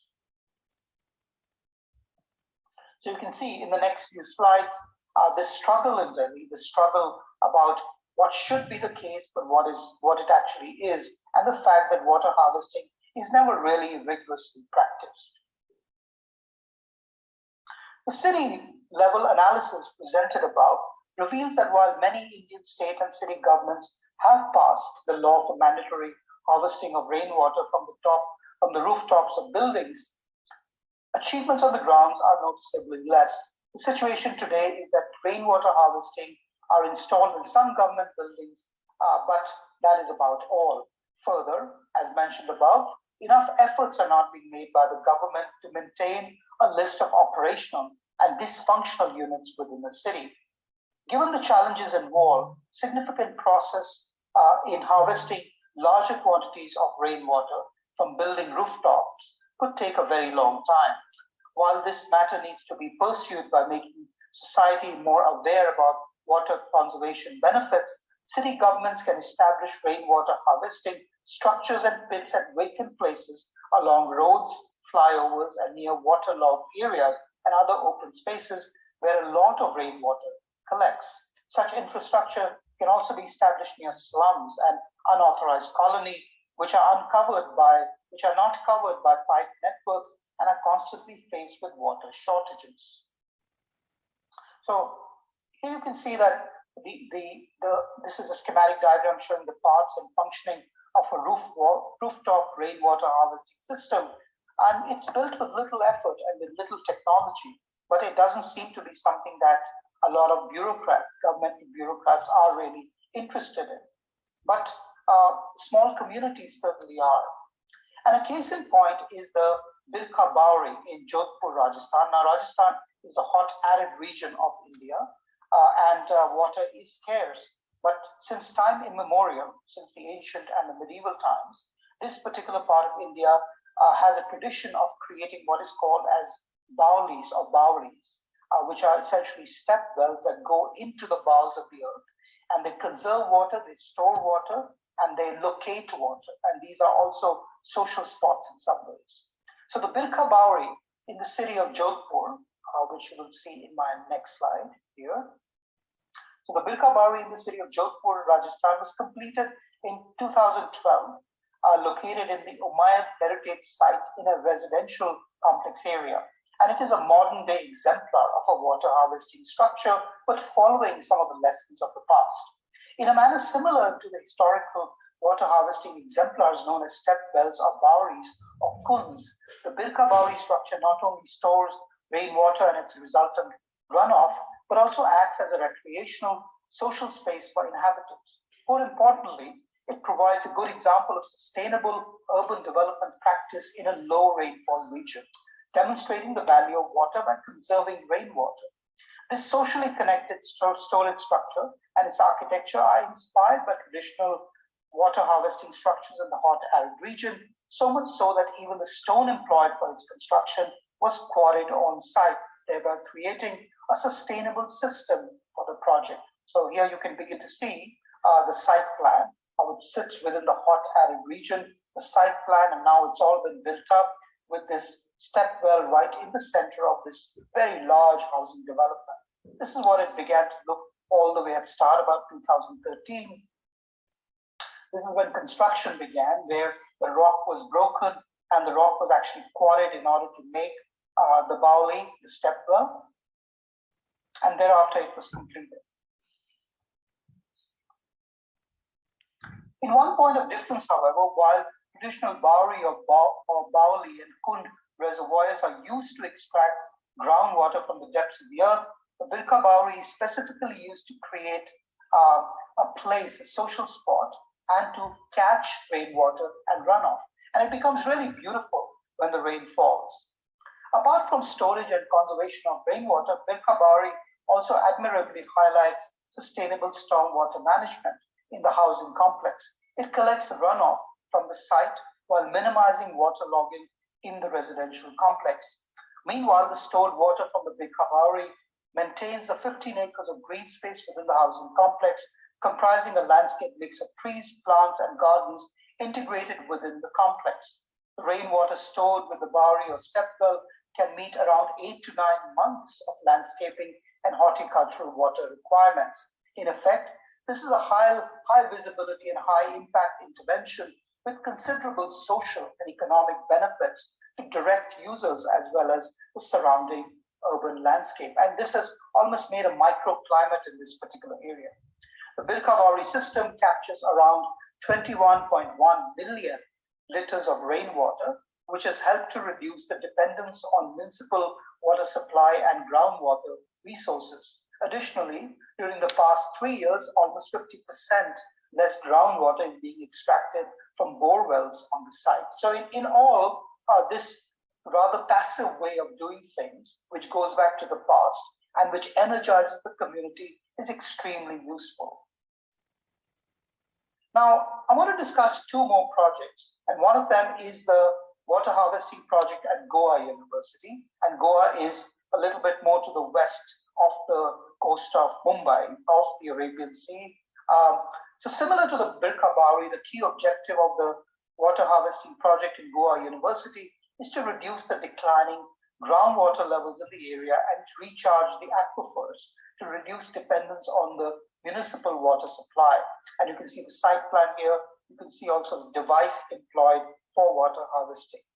The university has around 1,500 staff and students. The existing water demand is around 0.45 million liters per day.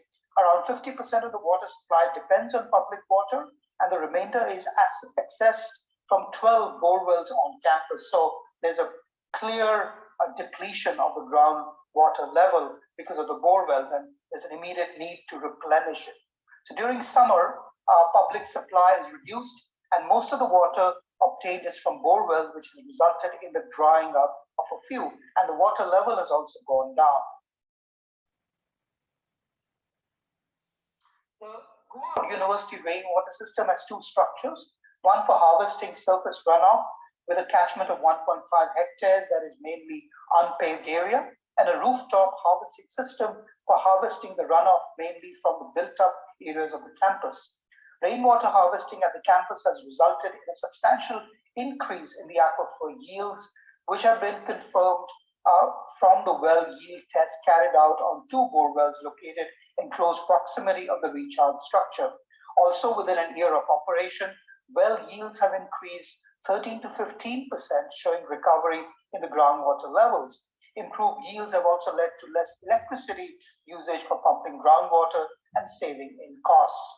So these 2 cases establish that it is possible to practice rainwater harvesting in various types of agroclimatic zones, where the needs and strategies may vary from site to site. However, the returns are very high as compared to the simplicity of establishing and using rainwater harvesting. For example, for as low as 10 centimeters of rainwater harvested on 1 hectare area of site, 1 million liters of water can be collected for recharge or storage. These studies also provide exemplars of successful rainwater efforts made in the country, encouraging further discussions within urban legislative bodies or water management organizations on the potential of mainstreaming rainwater harvesting into their current and future plans for urban areas. Within this critical rubric of envisaging sustainable ecological futures for Indian cities, some of my own landscape and urban design studio projects with students at the School of Architecture, University of Queensland, Australia, are also relevant to the discussion, and I will finish with those.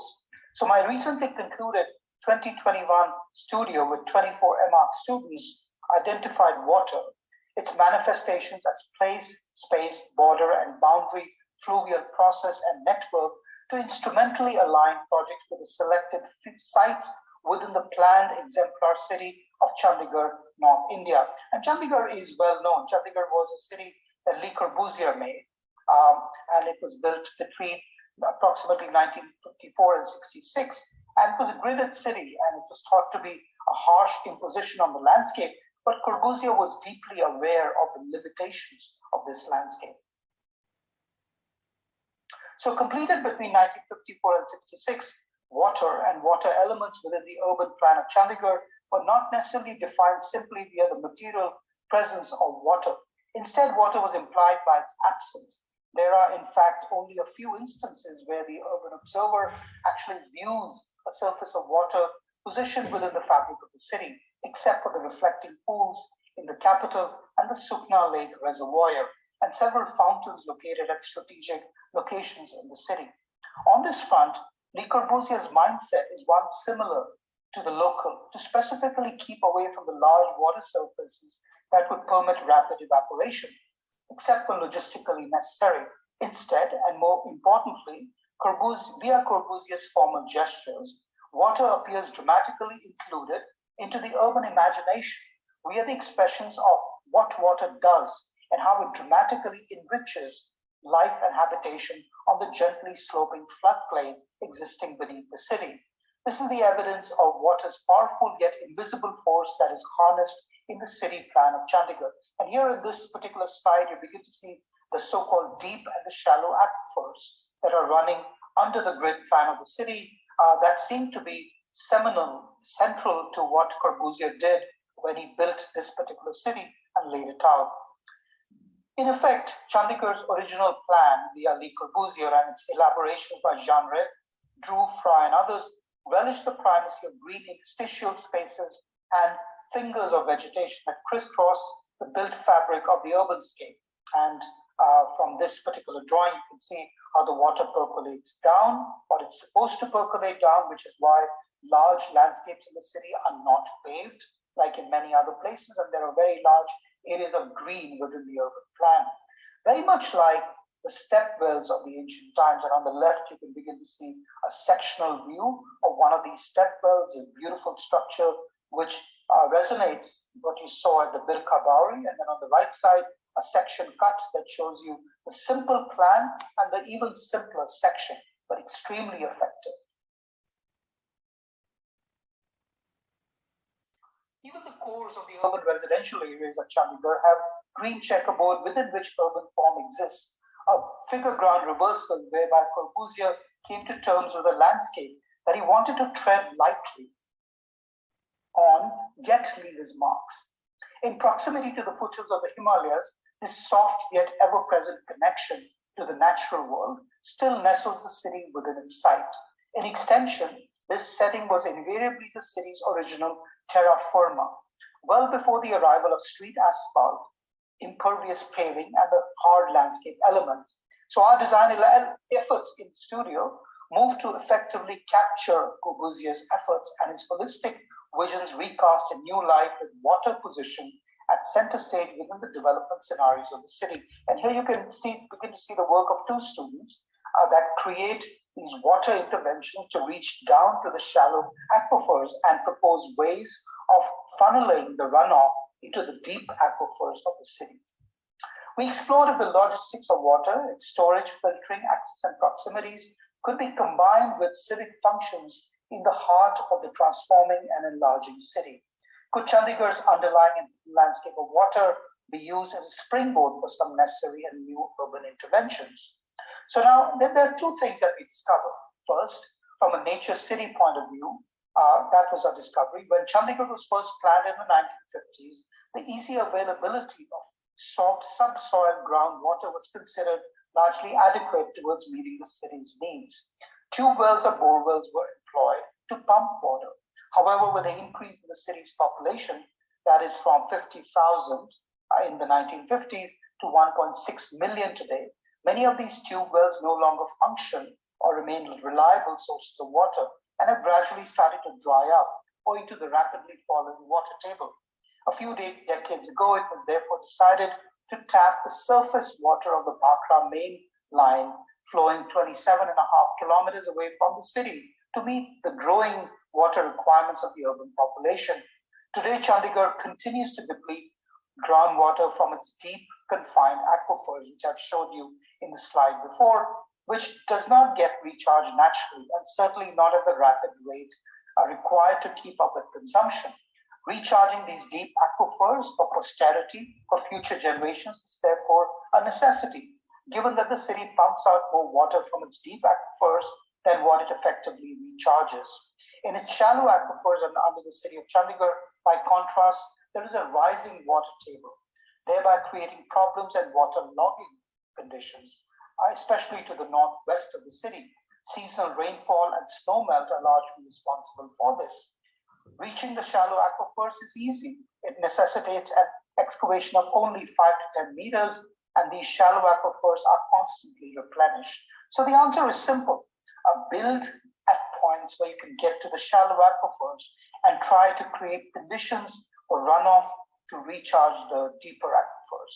So to return to the nature city view at Chandigarh, much like Jodhpur's Birka Bauri and Goa University, my students were encouraged to address how an identified site connected to the mercurial aquifer condition existed under the city.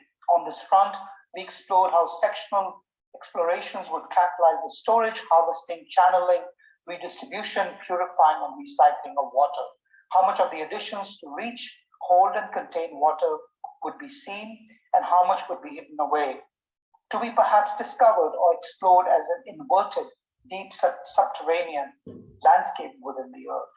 In conclusion, we are these brief elaborations that are made, perhaps most critical within the examples of the Birka Bauri, the Goa University, and my own student experiments at Chandigarh, have been a concern for how rainwater harvesting and water table replenishment would create equitable communities of water. In effect, viable communities wherein there is diversity and equity in water access and sharing, while we envisage place, meaning, and livable pathways for the future.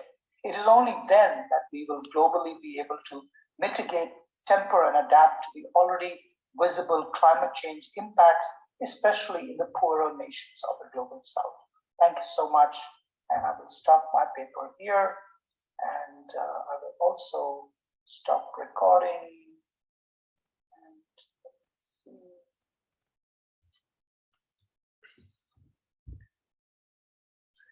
Evet, Manu keşke hani aramızda olsaydı, onunla birkaç soru sormak isterdim ben de. Bu sunum üzerine bir katkı sunmak isteyen var mı? Yoksa özellikle Water Sensitive Urban Design aslında temelinde Hindistan'dan çok keyifli örnekler verdiğini düşünüyorum. Özellikle su hasadı konusuyla ilgili. Bence tasarım ve planlamada kullanılabilecek ufuk açıcı fikirler de edinmiş olduk buradan. Şimdi günün son oturumu saati de geldi. Oturum başkanımız buradaysa ben sözü ona bırakmak isterim. Hilal Tuğba Örmeci hocam burada mıdır? Merhabalar. Merhaba hocam.